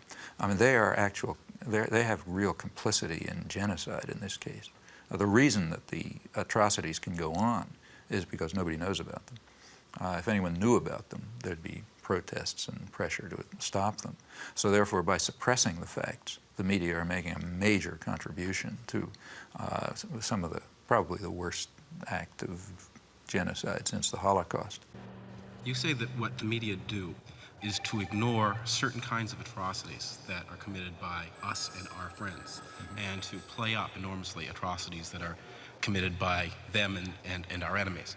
And you posit that there's a test of integrity and moral honesty, which is to have a kind of equality of treatment of corpses. Equality of principles. I mean, that every dead person should be in principle equal to every other dead person. That's not what I say at all. Well, I'm glad that's not what you say, because in fact, that's not what you do. Of course it's not what I do, nor would I say it. That's I mean, right. In fact, I say the opposite.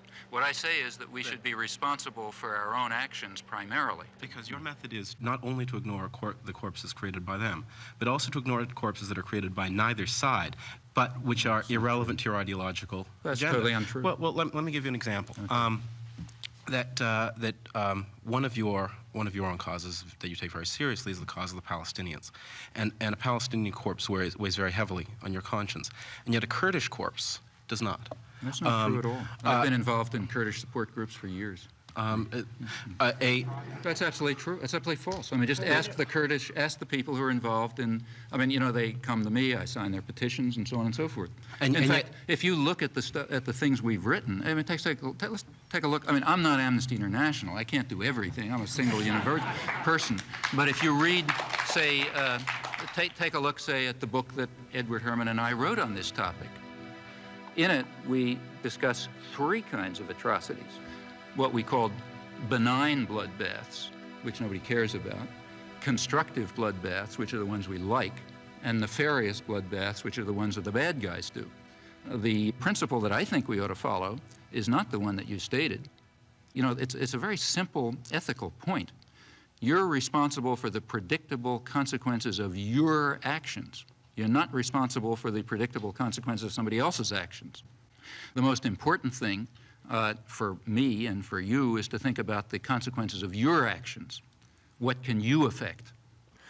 These are the things to keep in mind. These are not just academic exercises. We're not analyzing the media on Mars or in the 18th century or something like that. We're dealing with real human beings who are suffering and dying and being tortured and starving because of policies that we are involved in. We, as citizens of democratic societies, are directly involved in and are responsible for. And what the media are doing is ensuring that we do not act on our responsibilities and that the interests of power are served, not the needs of the suffering people, and not even the needs of the American people, who would be horrified if they realized the blood that's dripping from their hands because of the way they're allowing themselves to be deluded and manipulated by the system.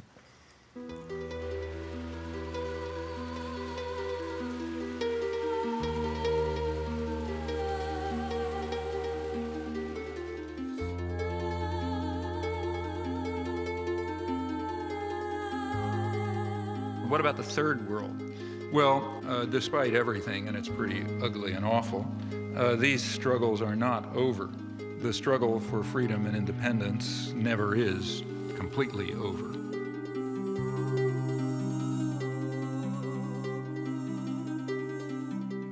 Their courage, in fact, is really remarkable and amazing. I've personally had the privilege, and it is a privilege, of witnessing it a few times in villages in Southeast Asia and Central America, and recently in the occupied West Bank, and it is astonishing to see. And it's always amazing, at least to me it's amazing, I can't understand it. It's also very moving and very inspiring. In fact, it's kind of awe-inspiring. Now, they rely very crucially on a very slim margin for survival that's provided by dissidence and turbulence within the imperial societies. And how large that margin is is for us to determine.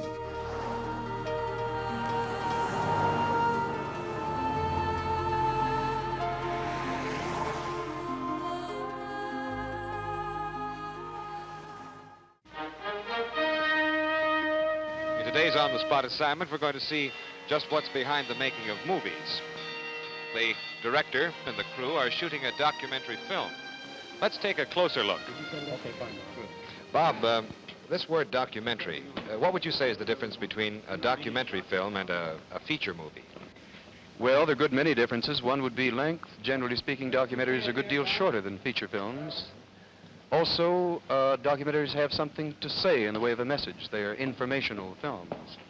Also, another term that's used interchangeably with documentary is the word actuality films. Bob, is this the thing you hold up in front of the camera before each scene? This is a clapperboard, yes. This identifies on the visual camera the scene number and the take number, and also, as you heard, on the soundtrack.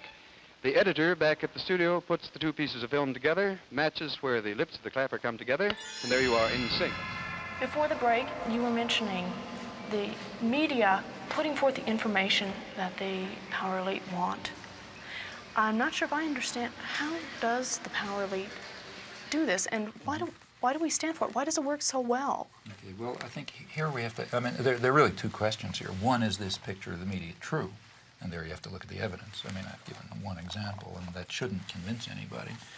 One has to look at a lot of evidence to see whether this is true. I think anyone who investigates it will find out that the evidence to support it is simply overwhelming. In fact, it's probably one of the best supported conclusions in the social sciences. But the other question is, how does it work? Your choice, huh? I'm the media guy. You're the media. What would you like? I got you an International Herald Tribune. You want that? Anything in a Western language which doesn't include that. What do you got? Financial Times? Absolutely. That's the only paper that tells the truth. Did you get the one where they've been debating back and forth? NRC Handelsblatt. Handelsblatt. Okay, that's the...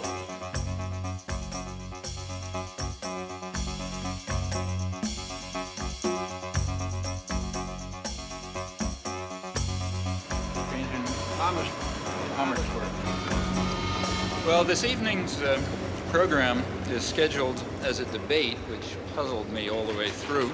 There are some problems. One problem is that no proposition has been set forth. As I understand debate, people are supposed to advocate something and oppose something. Rather more sensibly, a topic has been proposed for discussion. The topic is manufacture of consent. It's somewhat unusual for a member of the government to debate with a professor in public. It hasn't happened in Holland before. I don't think it's often happens elsewhere.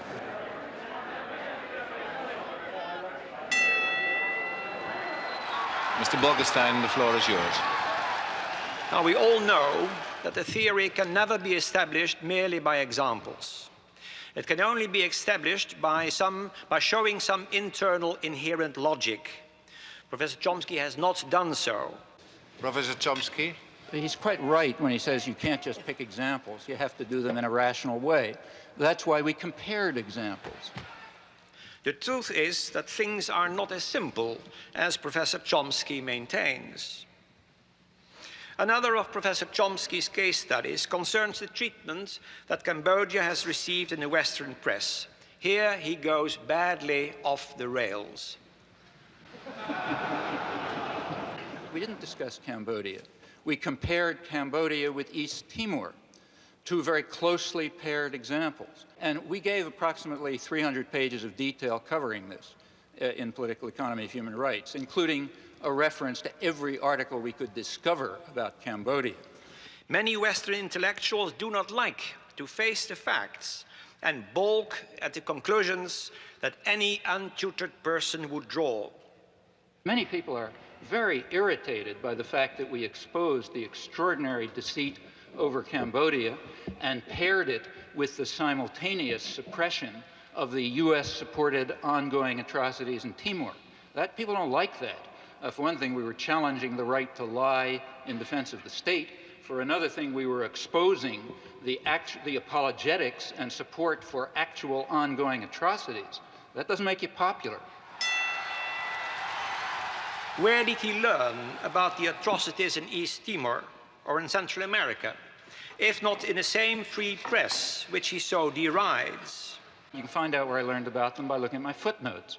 I learned about them from human rights reports, from church reports, from refugee studies, and extensively from the Australian press. There was nothing from the American press because it was silenced. Chairman, this is an attempt at intellectual intimidation. These are the ways of the bully. Professor Chomsky uses the oldest debating trick on record. He erects a man of straw and proceeds to hack away at him. Professor Chomsky calls this the manufacture of consent. I call it the creation of consensus. In Holland, we call it draagvlak, which means foundation. Professor Chomsky thinks it is deceitful, but it is not. In a representative democracy, it means winning people for one's point of view. But I do not think that Professor Chomsky believes in representative democracy. I think he believes in direct democracy. With Rosa Luxemburg, he longs for the creative, spontaneous, self-correcting force of mass action. That is the vision of the anarchist. It is also a boy's dream. Those who believe in democracy and freedom have a serious task ahead of them. What they should be doing, in my view, is dedicating their efforts to helping the despised common people to struggle for their rights and to realize the democratic goals that constantly surface throughout history. They should be serving not power and privilege, but rather their victims. Freedom and democracy are by now not merely values to be treasured, they are quite possibly the prerequisite to survival. It's a conspiracy theory, pure and simple. It is not borne out by the facts. Mr. Chairman, I have to go to Amsterdam. If you'll excuse me, I'm leaving.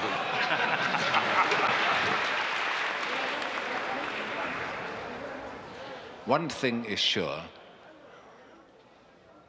Their consent has not been manufactured tonight.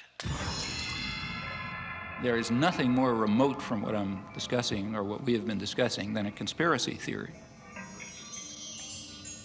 If I give an analysis of, say, the economic system, and I point out that General Motors tries to maximize profit and market share, that's not a conspiracy theory.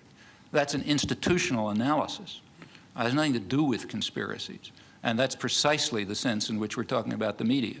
The phrase conspiracy theory is one of those that's constantly brought up, and I think its effect simply is to discourage institutional analysis. Do you think there's a connection somehow about what the government wants us to know and what the media tell us? It's not communism, but I think to a certain point, it is sensitized. They don't always tell, I guess, John, they don't always tell the truth the way it goes, huh? You got that right. You think that the information you're getting from this paper is biased in any way? Or? Oh, yeah. I think by and large it's well done. You get both sides of the stories. You get the liberal and the side and the conservative side, so to speak. But I don't think you get a very balanced picture because they only have 20 seconds, 30 seconds for a news item or whatever, and they're going to pick out a highlight, and every network is going to cover the same highlight, and that's all you're going to see. You get what they want you to hear. You think you're biased in some way then? Yeah. Here we go. See you later.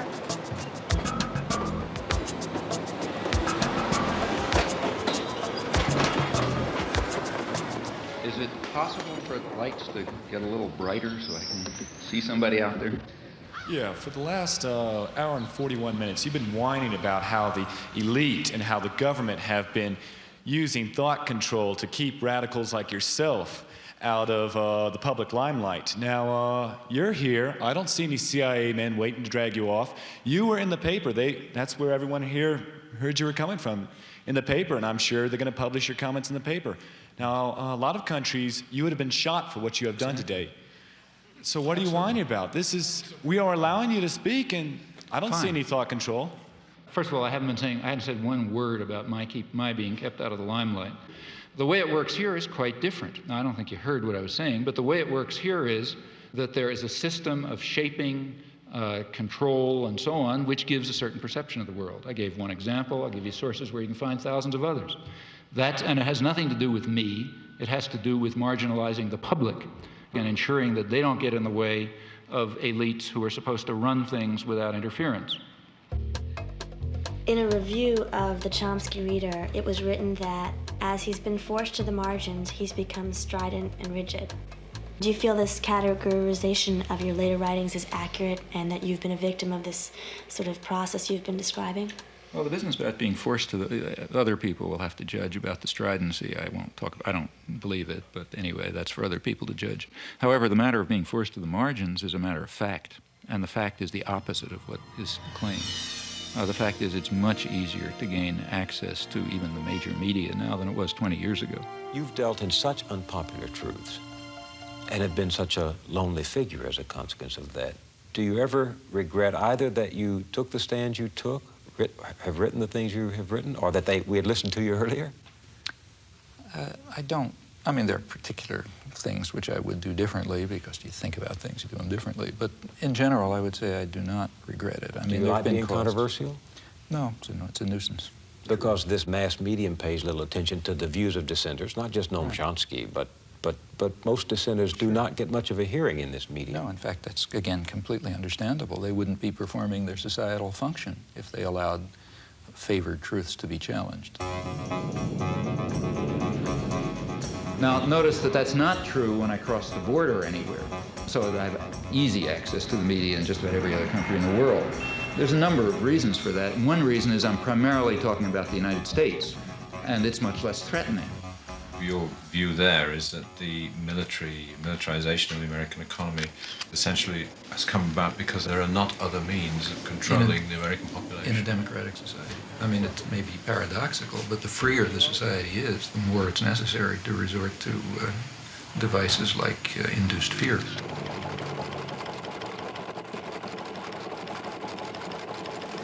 Okay, I'll go along with that. Arguably, he is the most important intellectual alive today. And if my program can give him 500,000 people listening or 750,000 people listening, I'll be delighted. Okay, Professor, and you're on time. Wartime planners understood that actual war aims should not be revealed. Part of the reason why the media in Canada and Belgium and so on are more open is that it just doesn't matter that much what people think. It matters very much what the politically articulate sectors of the population, those narrow minorities, think and do in the United States because of its overwhelming dominance on the world scene. But of course that's also a reason for wanting to work here. What we might call the fifth freedom, the freedom to rob, exploit, and dominate, and to curb mischief by any feasible means. Let's conclude, not include. The United States is ideologically narrower in general than other countries. Furthermore, the structure of the American media is such as to pretty much eliminate critical discussion. Our guests are as far apart on the contra question as American intellectuals can be. Now, if we had the slightest concern with democracy, which we do not in our foreign affairs and never have, we would turn to countries where we have influence, like El Salvador. Now, in El Salvador, they don't call the archbishop bad names. What they do is murder him. They do not censor the press. They wiped the press out. They sent the army in to blow up the church radio station. The editor of the independent newspaper was found in a ditch, mutilated and cut to pieces with machete. May I continue? I did not interrupt you. Don't you ever want to put a time value on anything you say, or do you want to lie I'm talking about 1980. You are a systematic liar. Did these things happen or didn't they? These things did not happen in the context in which you suggested really? all. You are a phony, mister, and it's time that the people read you correctly. It's clear why you want to divert me from the discussion that No, it's not. Yeah, it's no, because but let you just get tired of rubbish. But let's continue with... Except we can't. I'm afraid we're out of time. We thank you both, John Silver and Noam Chomsky. Okay.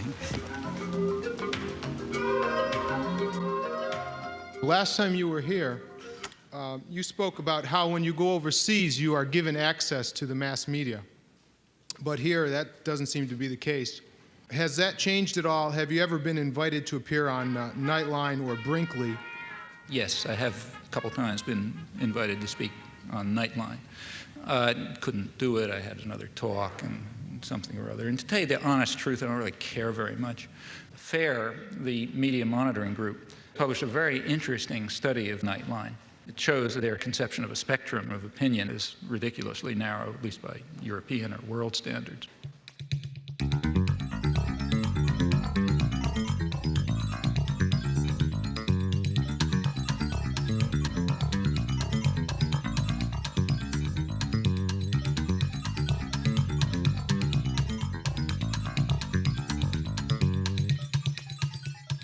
Let me tell you a personal experience.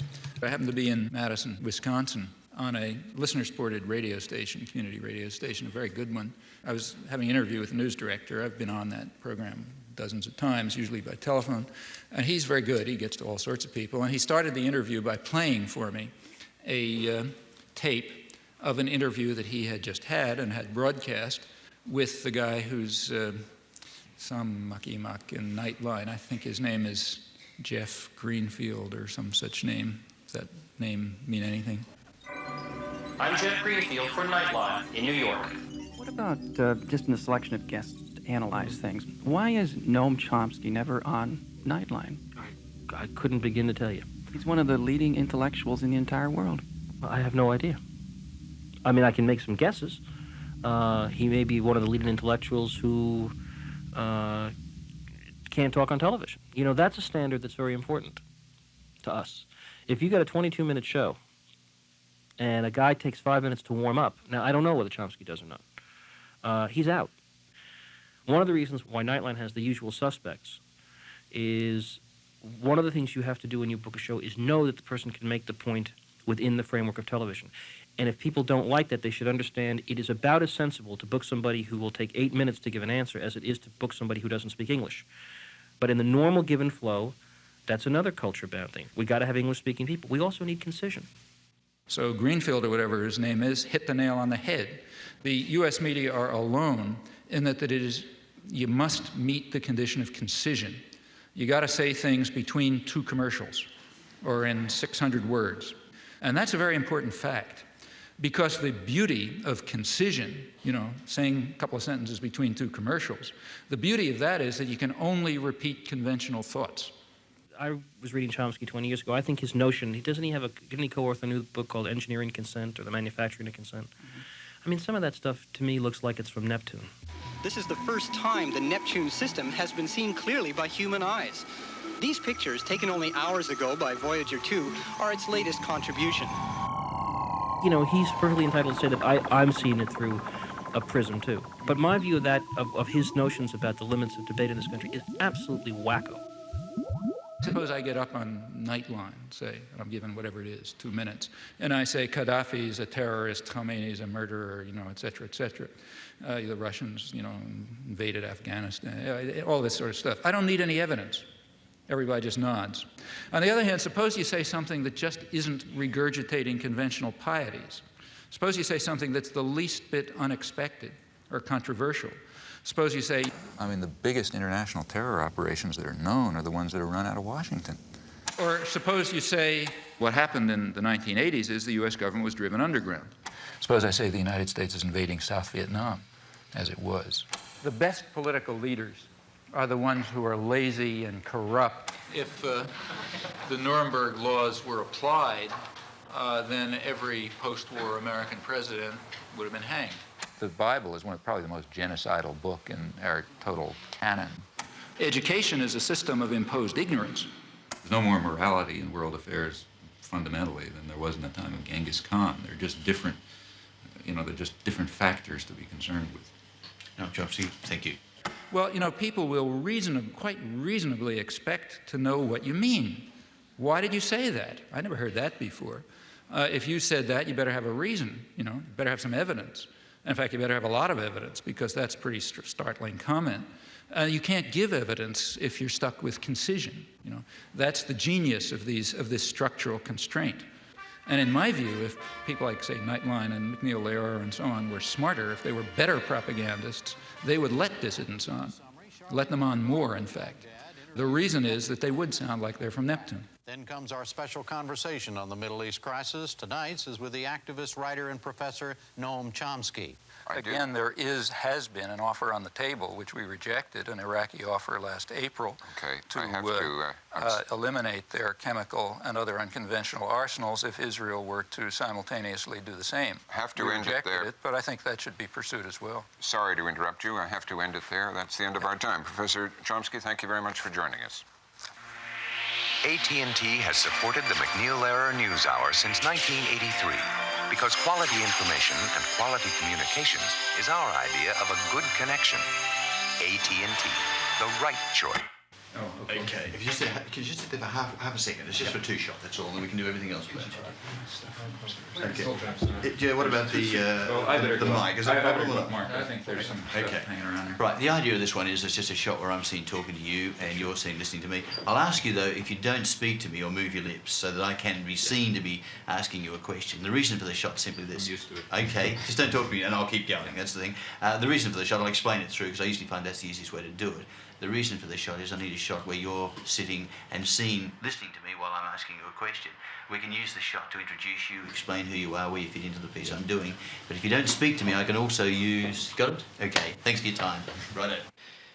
If there is a narrower range of opinion in the United States, and it is harder to express a variety of different opinions, why do you live in the U.S.? I think well, first of all, it's my country, and secondly, it's in many ways, as I said before, it's the freest country in the world. I mean, I think there's more possibilities for change here than in any other country I know.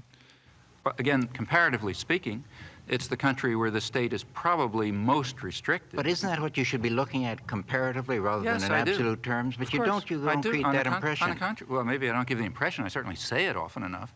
What I've said over and over again, and I've been saying it all tonight, I've written it 1,000,000 times, is that the United States is a very free society. It's also a very rich society. Of course, the United States is a scandal from the point of view of its wealth. I mean, given the natural advantages that the United States has in terms of resources and lack of enemies and so on, the United States should have a level of health and welfare and so on that's, an order of magnitude beyond anybody else in the world. We don't. The United States is last among 20 industrialized societies in infant mortality. That's a scandal of American capitalism. And it ends up being a very free society, which does a lot of rotten things in the world. Okay? There's no contradiction there. I mean, Greece was a free society by the standards of Athens. It's also a vicious society from the point of view of its imperial behavior. There's virtually no correlation between maybe none, between the internal freedom of a society and its external behavior. You start your line of discussion at a moment that is historically useful for you. That's what I say. You pick the beginning. Of the post-war world is that the communist imperialists, by the use of terrorism, by deprivation of freedom, have contributed to the continuing bloodshed. And the sad thing about it is not only the bloodshed, but the fact that they seem to dispossess you of the power of rational observation. May I say something? Sure. Yeah. I think that's about 5% true, and or maybe 10% true. It certainly is. Why do you give that? May I complete a sentence? Sure. I mean, it's perfectly true that there were areas of the world, in particular Eastern Europe, where Stalinist imperialism very brutally took control and still maintains control. But there are also very vast areas of the world where we were doing the same thing. And there's quite an interplay in the Cold War. You see, what you just described is I believe, a mythology about the Cold War, which might have been tenable 10 years ago, but which is quite inconsistent with contemporary scholarship. Ask a Czech. Ask a Guatemalan, ask a Dominican, ask President of the Dominican Republic, ask a person from South Vietnam, ask a Thai. Well, obviously, we can't get away. If you can't distinguish between the nature of our venture in Guatemala and the nature of the Soviet Union's in Prague, then we have real difficulty. Explain to me the difference. Sorry. Now, what about making the media more responsive and democratic? Well, there are very narrow limits to that. It's kind of like asking, how do we make corporations more democratic? Well, the only way to do that is get rid of them, I mean, if you have concentrated power, you can, I don't want to say you can do nothing. Like you can, like the church can show up at the stockholders meeting and start screaming about not investing in South Africa. And sometimes that has marginal effects. I don't want to say it has no effects. But you can't really affect the structure of power, because to do that would be a social revolution. And unless you're ready for a social revolution, that is, power is going to be somewhere else, the media are going to have their present structure and they're going to represent their present interests. Now, that's not to say that one shouldn't try to do things. I mean, it makes sense to try to push the limits of a system. It only takes one or two people that think they have integrity as journalists to give you some good press. See, that's important, and that goes back to something that came up before. I mean, there's a lot, there are things are complex. It's not monolithic. I mean, the mass media themselves are complicated institutions with internal contradictions. So on the one hand, there's the commitment to indoctrination and control. But on the other hand, there's the sense of professional integrity. She works alone, as her own boss, writing newspaper columns and producing radio commentaries for a hodgepodge of small clients across the country. This so-called leather-lung Texan has been firing questions at our chief executives for almost 40 years. And many a young man in this country is being disillusioned totally by his government these days. Well, this is a question which you very properly bring to the attention of the nation. It's not that we haven't been holding press conferences. I was just waiting for Sarah to come back. Well, Mr. President, that's very nice of you, and I appreciate it. Sarah, I want to call your attention to a real problem we've got in this country today. Those unique and often terrifying McClendon questions reflect her desire to dig out information. And I wanted to ask your new man what he feels of... With enough know-how and persistence, she usually gets her man. What would you do if you were in a situation where you were trying to be an honest reporter and you were worried sick about your country and you saw how sick it was, and you were facing this weak White House and a weak Congress as a reporter? What would you do? I think there are a lot of reporters who do a very good job. In fact, I have a lot of friends in the press who I think do a terrific job. I know they are, but I mean, they want to. But now what? Well, you have to first of all, you have to understand what the system is, and smart reporters do understand what it is. You have to understand what the pressures are, what the commitments are, what the barriers are, and what the openings are. Like right after the Iran-Contra hearings, a lot of good reporters understood, well, things are going to be a little more open for a couple of months. So they could ram through stories that they knew they couldn't even talk about before. After Watergate. And the same after Watergate. And then, it closes up again and so on. Most people, I imagine, simply internalize the values. That's the easiest way and the most successful way. You just internalize the values, and then you regard yourself, in a way, correctly as acting perfectly freely.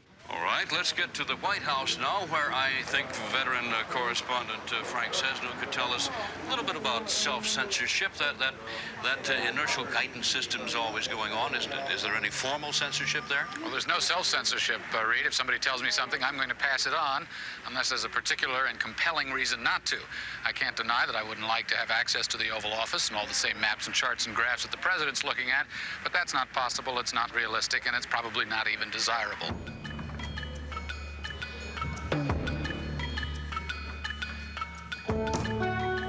Hello. How are you? I'm fine. Go sit down there, please. Welcome to Holland. I'll introduce you first in a few lines. Professor Chomsky, Noam Chomsky, is nu 60 en is ongeveer de meest controversiële intellectueel van Amerika. Dat is ook alweer een platitude, maar zo wordt hij nu eenmaal altijd genoemd. Chomsky has been called the Einstein of modern linguistics. The New York Times has said he's arguably the most important intellectual alive today. But his presence here has sparked a protest. This book that has poisoned the world, and all liar in there. And as a Vietnamese people, we come here to burn the book. Vietnam! Vietnam! He said that in Vietnam there's no violation of human rights and no crime in Cambodia is wrong. Chomsky he's a professor. He's using that to poison the world. And we come here to protest that. I don't mind the denunciations, frankly. I mind the lies. Well, I mean, intellectuals are very good at lying. They're professionals at it. Vilification is a wonderful technique. There's no way of responding to it. If somebody calls you, an anti-Semite, what can you say? I'm not an anti-Semite. Or, somebody says you're a racist, you're a Nazi or something. You always lose. I mean, the person who throws in the mud always wins because there's no way of responding to such charges. Professor Chomsky seems to believe that the people he criticizes fall into one of two classes, liars or dupes. Consider what happens when I discuss the case of Robert Faurisson. Let me recall the facts. Let's not go into details, please, because the details happen to be important. Yes, but I have only one question on the Faurisson question. Do the facts matter or don't they matter? Of course they do. Well, let me tell you what the facts are then. Faurisson says that the massacre of the Jews in the Holocaust is a historic lie. No. No, this is an important one. It has a lot to do with the topic. Your views are extremely controversial, and perhaps one of the things that has been most controversial and you've been most strongly criticized for was your defense of a French intellectual who was suspended from his university post for contending that there were no Nazi death camps in World War II. My name is Robert Faurisson. I am 60. I am university professor in Lyon, France. Behind me, you may see the courthouse of Paris, the Palais de Justice. In this place, I was convicted many times at the beginning of the 80s. I was charged by 9 associations, mostly Jewish associations, for inciting hatred, racial hatred, for racial defamation, for damage by falsifying a story.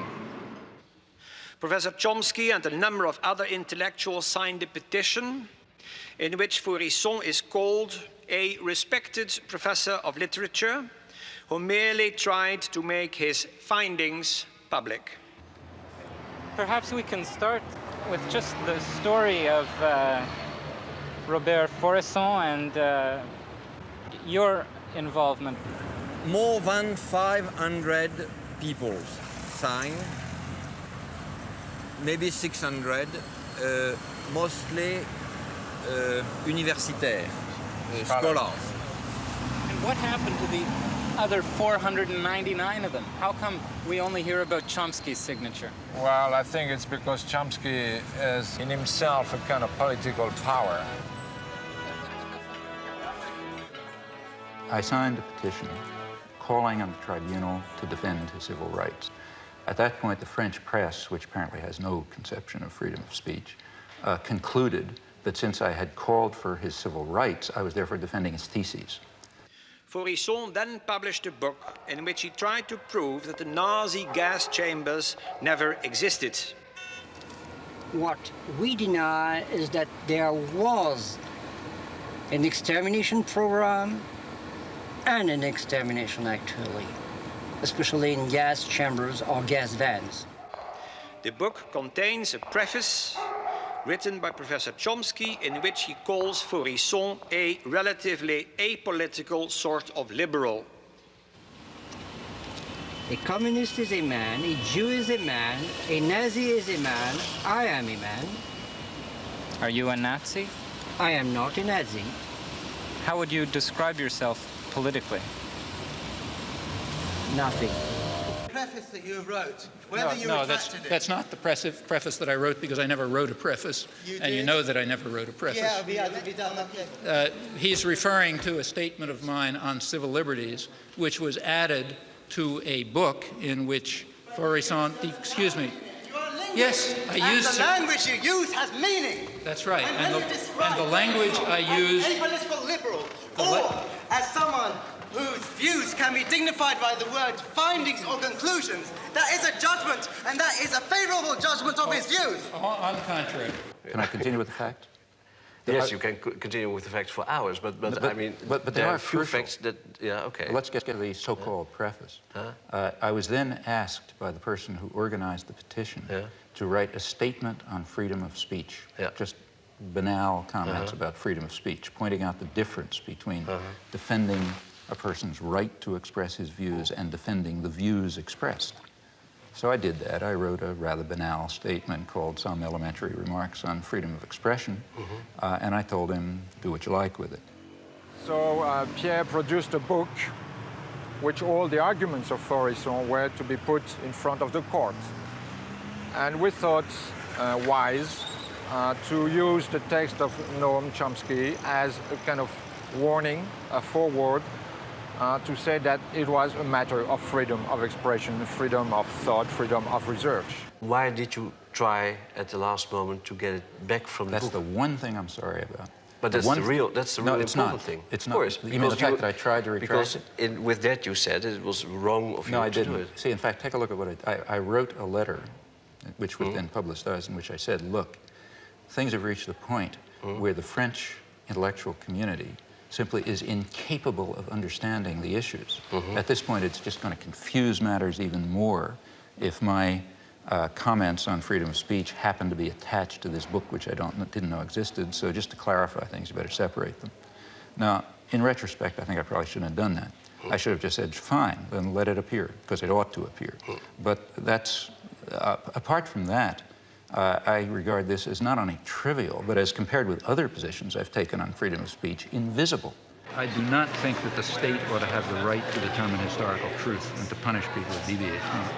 I'm not willing to give the state that right, even if they happen to But are you denying that the gas chambers ever existed? But I'm saying if you believe in freedom of speech, you believe in freedom of speech for views you don't like. I mean, Goebbels was in favor of freedom of speech for views he liked, right? So was Stalin. If you're in favor of freedom of speech, that means you're in favor of freedom of speech precisely for views you despise. Otherwise, you're not in favor of freedom of speech. There's two positions you can have on freedom of speech. Now, you can decide which position you want. With regard to my defense of the utterly offensive, the people who express utterly offensive views, I haven't the slightest doubt that every commissar says, you're defending that person's views. No, I'm not. I'm defending his right to express them. The difference is crucial, and the difference has been understood outside of fascist circles since the 18th century. Is there anything like objectivity, or scientific objectivity, reality? As a scientist, look, I'm not saying I stand defend on the this views. point? Look, if somebody publishes a scientific article, which I disagree with, I do not say the state ought to put him in jail, right? All right, but you don't have to support him right away and say, you know, I support him just for the sake of everybody saying that, you know, whatever he wants to say. Suppose this guy is taken to court and charged with falsification. Then I'm going to defend him, even if I disagree. But he and that's wasn't what taken happened. to court. Oh, you're wrong. But when did you write the support? I mean, When he was brought to court. And in fact, the only support that I gave him is to say he has a right of freedom of speech, period.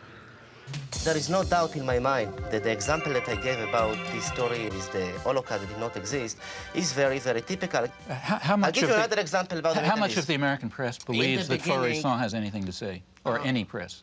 How much of the press in France? Since I follow... What percentage would you say? I'll tell you. Is it higher than zero? Is it higher than zero? I'll tell you. Have you ever seen anything in any newspaper or any journal saying that this man is anything other than a lunatic? I'll try to answer. I'll try to answer. I think that I just followed the case. That's a simple question. I followed the case 5 or 6 years ago, and I happened to see that Noam Chomsky was in for strong criticism, even from some of his supporters, for doing something which could be interpreted only in terms of a campaign against Israel. Going back years, I am absolutely certain that I've taken far more extreme positions on people who deny the Holocaust than you have. For example, you go back to my earliest articles and you will find that I say that even to enter into the arena of debate on the question of whether the Nazis carried out such atrocities is already to lose one's humanity. So I don't even think you ought to discuss the issue if you want to know my opinion. But if anybody wants to refute Faurisson, there's certainly no difficulty in doing so.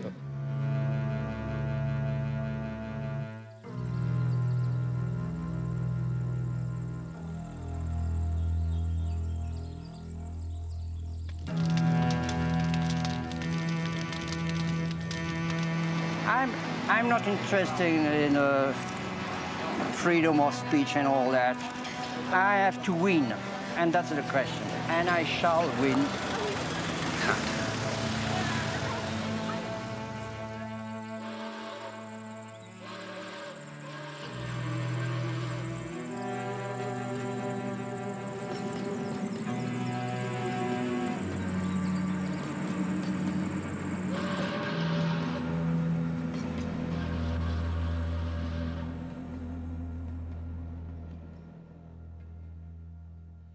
I'm just an ordinary mom who just thinks in terms of, I don't want to someday be holding my grandchildren and watching something horrible happen and feel like I didn't do anything. And I mean, it's obvious what you're doing, And my question is, on a practical level, where do you see the most practical place to put your energy? I mean, tonight I feel in overwhelm, like I feel like it's too big, it's too much to even make a dent in. The way things change is because lots of people are working all the time. And, you know, they're working in their communities, in their workplace, or wherever they happen to be, and they're building up the basis for popular movements which are going to make changes. That's the way everything has ever happened in history, you know, whether it was the end of slavery or whether it was the democratic revolutions or anything you want, you name it, that's the way it worked. You get a very false picture of this from the history books. In the history books, there's a couple of leaders, you know, George Washington or Martin Luther King or whatever. And I don't want to say that those people are unimportant, like Martin Luther King was certainly important, but he was not the civil rights movement. Martin Luther King can appear in the history books because lots of people whose names you will never know and whose names are all forgotten and who may have been killed and so on were working down in the South. When you have active activists and people concerned and people devoting themselves and dedicating themselves to social change or issues or whatever, then people like me can appear, and we can appear to be prominent, but that's only because somebody else is doing the work. My work, whether it's giving hundreds of talks a year or spending 20 hours a week writing letters or writing books, is not directed to intellectuals and politicians. It's directed to what are called ordinary people. Yeah. And what I expect from them is, in fact, exactly what they are, that they should try to understand the world and act in accordance with their decent impulses, and that they should try to improve the world. And many people are willing to do that, but they have to understand. And in fact, as far as I can see, in these things, I feel that I'm simply helping people develop courses of intellectual self-defense. What did you mean by that? What would such a course be? I don't mean go to school, because they're not going to get it there. It means you have to develop an independent mind and work on it. Now, that's extremely hard to do alone. You know, the beauty of our system is it isolates everybody. Each person is sitting alone in front of the tube. You know, it's very hard to have ideas or thoughts under those circumstances. You can't fight the world alone. Some people can, but it's pretty rare. The way to do it is through organization. So courses of intellectual self-defense will have to be in the context of political and other organization. And it makes sense, I think, to look at what the institutions are trying to do and to take that almost as a key. What they're trying to do is what we're trying to combat. If they're trying to keep people isolated and separate and you know, and so on, well, we're trying to do the opposite. We're trying to bring them together. So in your local community, you want to have sources of alternative action. People with parallel concerns, maybe differently focused, but at the core, sort of similar values and a similar interest in helping people learn how to defend themselves against external power and taking control of their lives and, you know, reaching out your hand to people who need it. That's a common array of concerns. You can learn about your own values and you can figure out how to defend yourself and so on in conjunction with others. Are there one or two publications that I, as an average person, a biologist, can read to bypass this filter of our press? Now, if you ask what media can I turn to get the right answers, first of all, I wouldn't tell you that because I don't think there's an answer. The right answers are what you decide are the right answers. Maybe everything I'm telling you is wrong, okay? Could perfectly well be, I'm not God, but that's nothing for you to figure out. I mean, I could tell you what I think happens to be more or less right, but there isn't any reason why you should pay any attention to it. What impact do you feel alternative media is currently having or could potentially have? I'm actually a little more interested in its potential. And just to define my terms, by alternative media, I'm referring to media that are or could be citizen-controlled as opposed to state or corporate control. You know, that's what's kept people together. To the extent that people are able to do something constructive, it's because they have some way of interacting. I mean, I've always felt it would be a very positive thing, and it should be pushed as far as it can go. I think it's going to have a very hard time. There's just such a concentration of resources and power that alternative media, while extremely important, are going to have quite a battle. It's true there are things which are small successes, but it's because people have just been willing to put in incredible effort. Like, say, take Z Magazine. I mean, that's a national magazine which literally has a staff of 2 and no resources. Tell us a little about Z Magazine, what it is and what makes it different. Go ahead. Go ahead. Thank you. We just wanted to do a magazine that would address all the sides of political life: economics, race, gender, authority, political relations. And we wanted to do it in a way that would incorporate an attention to how to not only understand what's going on, but how to make things better, what to aim toward, and to provide at the same time humor, culture, a kind of a magazine that people could relate to and could get a lot out of and could participate in. And what we wanted to do, which we didn't think was provided by the existing magazines, was to give it a real activist slant so that it could be very useful to the variety of movements in the country. And we just felt there wasn't a magazine that reflected that inspired people and that gave people sort of a strategy and perhaps even a vision of how things could be better.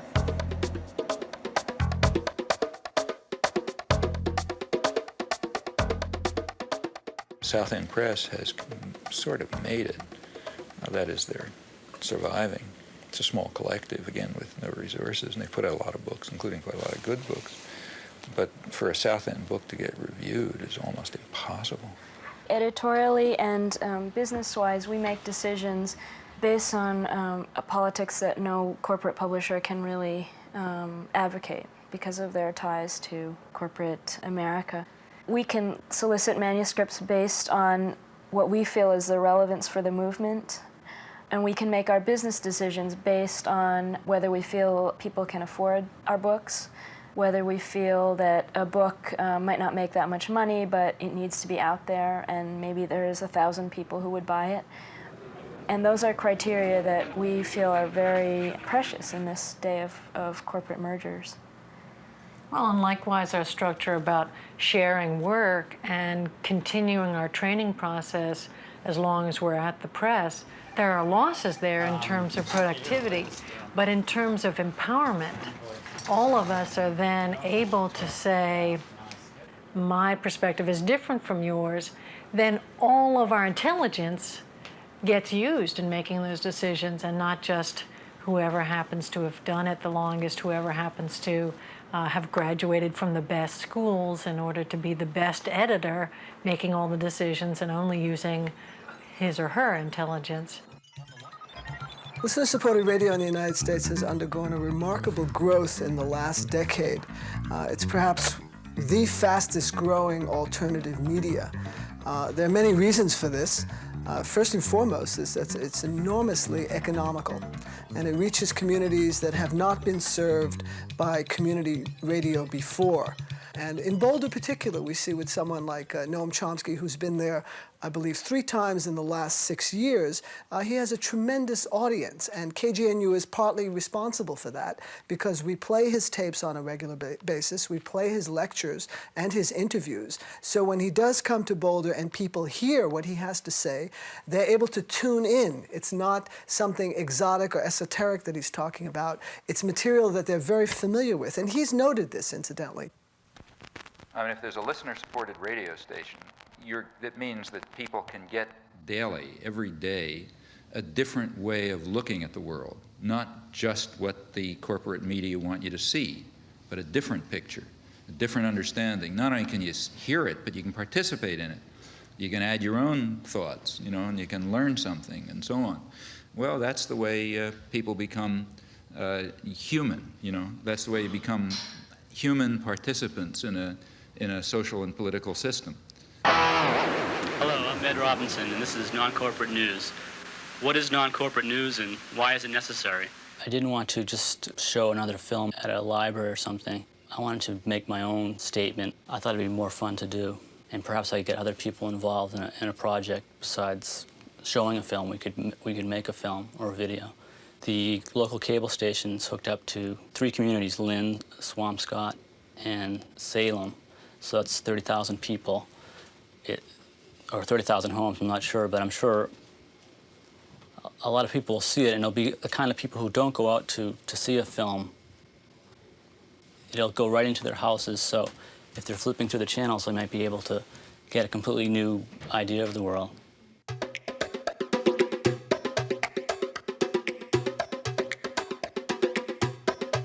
So there's kind of networks of cooperation developed, which, I mean, like here, for example, is a collection of stuff from a friend of mine in Los Angeles who does careful monitoring of the whole press in Los Angeles and a lot of the British press, which he reads, and does selection, so I don't have to read the, you know, the movie reviews and the local gossip and all this kind of stuff, but I get the occasional nugget that sneaks through, and that you find if you're carefully and intelligently and critically reviewing a wide range of press. Well, there are a fair number of people who do this, and we exchange information. We wrote this a 2-volume work in which we saw one another for a couple of weeks when we were getting started, but then we wrote 2 volumes essentially without seeing one another, just by phone, by mail, and exchanging manuscripts. But this takes a lot of communication by mail. My Chomsky file is a couple of feet thick. The end result is that you do have access to resources in a way which I doubt that any national intelligence agency can duplicate, let alone scholarship. So there are ways of compensating for the absence of resources. People can do things. Like, for example, I found out about the arms flow to Iran by reading transcripts of the BBC. And by reading an interview somewhere with an Israeli ambassador in one city and reading something else in the Israeli press. Now, okay, the information is there, but it's there to a fanatic, you know, somebody who wants to spend a substantial part of their time and energy exploring it and comparing today's lies with yesterday's leaks and so on. That's a research job. And it's, you know, it just simply doesn't make any sense to ask the general population to dedicate themselves to this task on every issue. I'm not given the false modesty. There are things that I can do, and I know that I can do them reasonably well, including analysis and, study, research. I mean, I know how to do that sort of thing, and I think I have a reasonable understanding of the way the world works as much as anyone can. And that turns out to be a very useful resource for people who are doing active organizing, trying to engage themselves in a way which will make it a little bit of a better world. And if you can help in those things or participate in them, well, that's, you know, that's rewarding. I wonder if you can envision a time when people like myself, again, the naive people of this world, can again take pride in the United States. And is that even a healthy wish now? Because it may be this hunger for pride in our country that makes us more easily manipulated by the powers that you talk about. I think you first of all have to ask what you mean by your country. Now, if you mean by the country, the government, I don't think you can be proud of it, and I don't think you could ever be proud of it. Or could you be proud of any government? It's not our government, you know. And you shouldn't be. States are violent institutions. The government of any country, including ours, represents some sort of domestic power structure, and it's usually violent. States are violent to the extent that they're powerful. That's roughly accurate. You look at American history, it's nothing to write home about.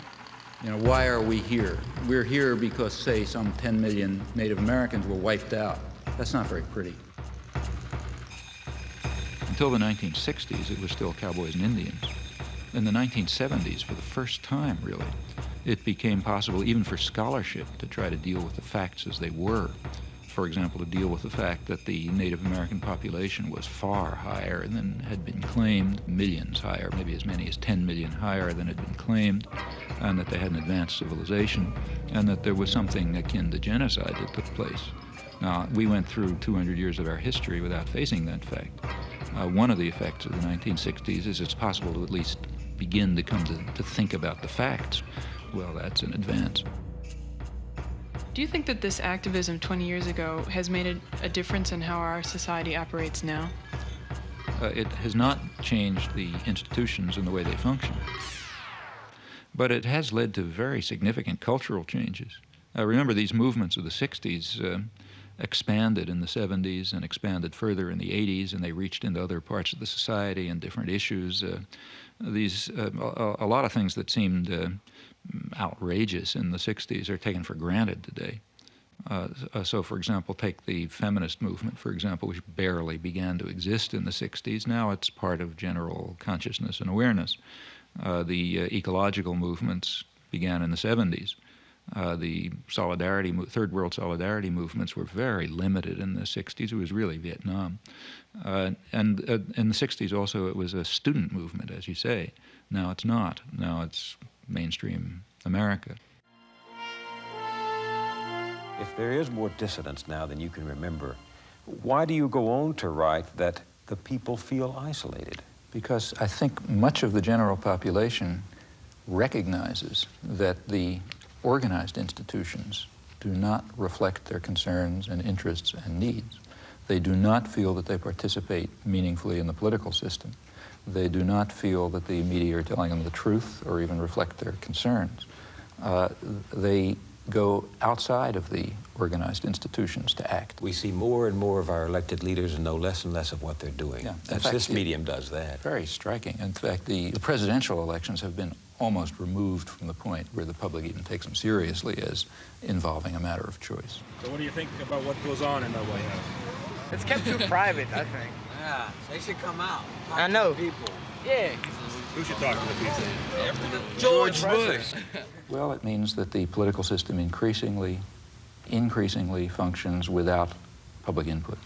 It means to an increasing extent, not only do people not ratify decisions presented to them, but they don't even take the trouble of ratifying them. They assume that the decisions are going on independently of what they may do in the polling booth. Ratification would be what? Well, ratification would mean a system in which there are two positions presented to me, the voter. I go into the polling booth and I push one or another button depending on which of those positions I want. That's a very limited form of democracy. Really meaningful democracy would mean that I play a role in forming those decisions and creating those positions. And that would be real democracy. That's not We're happening. very far from that. But we're even departing from the point where there is ratification. When you have stage-managed elections with the public relations industry determining what words come out of people's mouth, candidates decide what to say on the basis of tests that determine what the effect will be across the population. Somehow people don't see how profoundly contemptuous that is of democracy.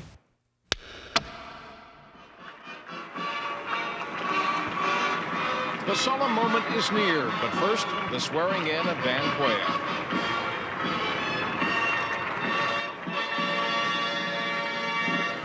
Please move to your seats. For the first time in this century, for the first time in perhaps all history, man does not have to invent a system by which to live. We don't have to talk late into the night about which form of government is better. We don't have to wrest justice from the kings. We only have to summon it from within ourselves. This is a time when the future seems a door you can walk right through into a room called tomorrow. Great nations of the world are moving toward democracy through the door to freedom. The people of the world agitate for free expression and free thought through the door to the moral and intellectual satisfactions that only liberty allows. We know how to secure a more just and prosperous life for man on earth through free markets, free speech, free elections, and the exercise of free will unhampered by the state. I've spoken at 1,000 points of light of all the community organizations that are spread like stars throughout the nation doing good. To the world, too, we offer new engagement and a renewed vow. We will stay strong to protect the peace. The offered hand is a reluctant fist. America is never wholly herself unless she is engaged in high moral principle. We as a people have such a purpose today. It is to make kinder the face of the nation and gentler the face of the world.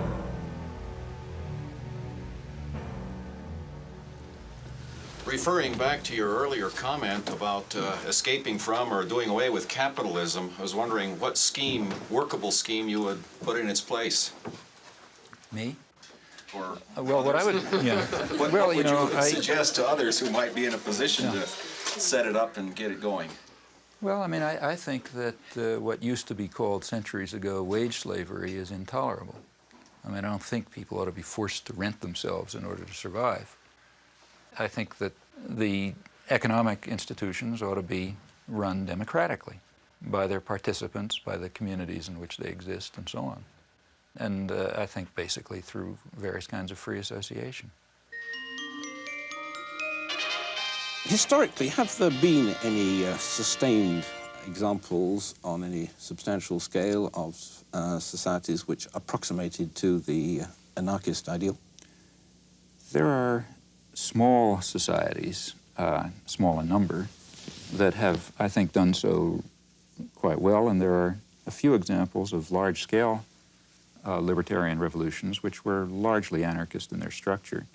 As to the first, small societies extending over a long period, I myself think the most dramatic example is perhaps the Israeli kibbutzim, which for a long period, may or may not be true today, really were constructed on anarchist principles, that is, of direct worker control, integration of agriculture, industry, service, personal life on an egalitarian basis with direct and, in fact, quite active participation in self-management, and were, I should think, extraordinarily successful.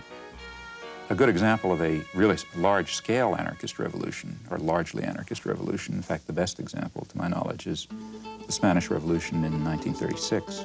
And in fact, you can't tell what would have happened. That anarchist revolution was simply destroyed by force, but during the period in which it was alive, I think it was inspiring testimony to the ability of poor working people to organize, manage their affairs extremely successfully without coercion and control.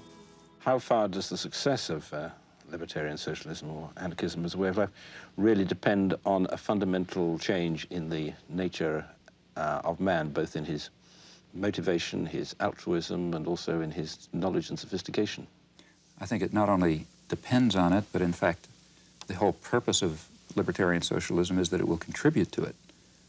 It will contribute to a spiritual transformation, precisely that kind of great transformation in the way humans conceive of themselves and their ability to act, to decide, to create, to produce, to inquire, precisely that spiritual transformation that social thinkers from the left Marxist tradition, from Luxemburg, say, on over through anarcho-syndicalists have always emphasized.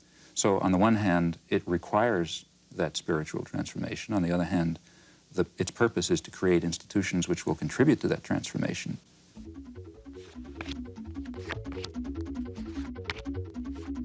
You've written that in looking at contributions of gifted thinkers, one must make sure to understand their contributions, but also to eliminate the errors in them. And of your ideas, what would you guess would be discarded and what would be assimilated by future thinkers? Well, I mean, I would assume virtually everything would be discarded. For example, here we have to distinguish. I mean, the work that I do in my professional area, I mean, if I still believed what I believed 10 years ago, I'd assume the field is dead. So I assume that when next time you read a student's paper, you're going to see something that has to be changed, and you continue to make progress. In dealing with social and political issues, in my view, what is at all understood is pretty straightforward. I don't think that there may be deep and complicated things, but if so, they're not understood. The basic ways, to the extent that we understand society at all, it's pretty straightforward. And I don't think that those simple understandings are likely to undergo much change. The point is that you have to work. And that's why the propaganda system is so successful. Very few people are going to have the time or the energy or the commitment to carry out the constant battle that's required to get outside of, McNeil Lehrer or Dan Rather or somebody like that. The easy thing to do, you come home from work, you're tired, you've had a busy day, you're not going to spend the evening carrying out a research project. So you turn on the tube and say, it's probably right. Or you look at the headlines in the paper and then you watch the sports or something. And that's basically the way the system of indoctrination works. Sure, the other stuff is there, but you're going to have to work to find it. Modern industrial civilization has developed within a certain system of convenient myths. The driving force of modern industrial civilization has been individual material gain, which is accepted as legitimate, even praiseworthy, on the grounds that private vices yield public benefits in the classic formulation. Now, it's long been understood very well that a society that is based on this principle will destroy itself in time. It can only persist with whatever suffering and injustice it entails, as long as it's possible to pretend that the destructive forces that humans create are limited, that the world is an infinite resource, and that the world is an infinite garbage can.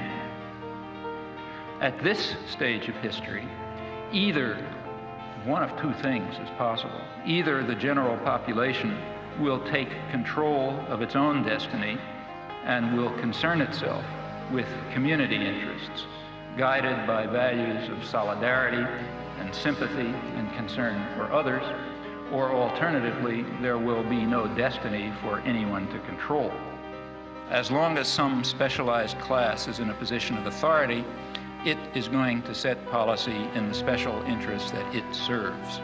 But the conditions of survival, let alone justice, require rational social planning in the interests of the community as a whole, and by now that means the global community. The question is whether privileged elites should dominate mass communication and should use this power as they tell us they must, namely to impose necessary illusions, to manipulate and deceive the stupid majority and remove them from the public arena. The question in brief is whether democracy and freedom are values to be preserved or threats to be avoided. In this possibly terminal phase of human existence, democracy and freedom are more than values to be treasured. They may well be essential to survival. Thank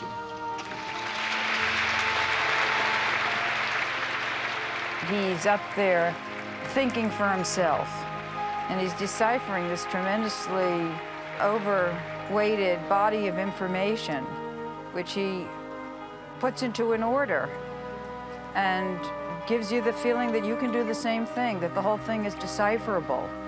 And he also gives you the sense that there is a source, there's a center to a dissenting population, although we feel that there's no center. And I think that is what reactivated in me a desire to get reacquainted with the political scene after 30 years of alienation from it. You do hundreds of interviews and lectures, and you're dealing with massacres in East Timor and invasions of Panama, etc. Pretty horrific stuff, death squads. What keeps you going? I mean, don't you get burned out on this material? Well, you know, it's mainly a matter of whether you can look yourself in the mirror, I think. Oh, gotta go. Get these people in town. Okay. Maybe you can say all aboard for us. Okay. All aboard! Bye-bye. Bye-bye.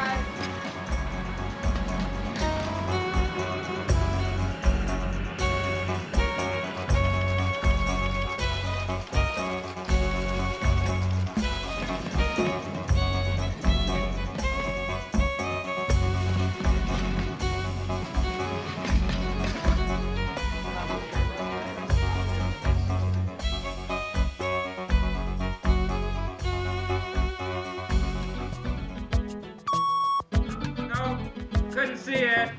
Just hit the microphone. Thank you. Bye, Canada. Goodbye, Canada. Bye. I think I've gone past the hour that you agreed to. Can I get the introduction? You said that he's from Harvard. Oh, I heard that. Oh, yes, that's true, yeah. We'll bleep it. Sorry about making you answer that. Oh, that's okay. Such short. It worked. Did we hit it in 2 minutes? Or? Well, we did pretty well. Actually, that means less sports, and that's fine with me. You know, the poor people out there, they don't know what's going on. If the people knew what you say here today, there'd be a heck of a change. Thank you. On that optimistic note, Professor Chomsky, thank you very much indeed. So how did it go? Oh, I thought it was sort of technical sounding, but I don't know, there wasn't much of a rhythm. Did you ever think of running for president? If I ran for president, first thing I'd do is tell people not to vote for me.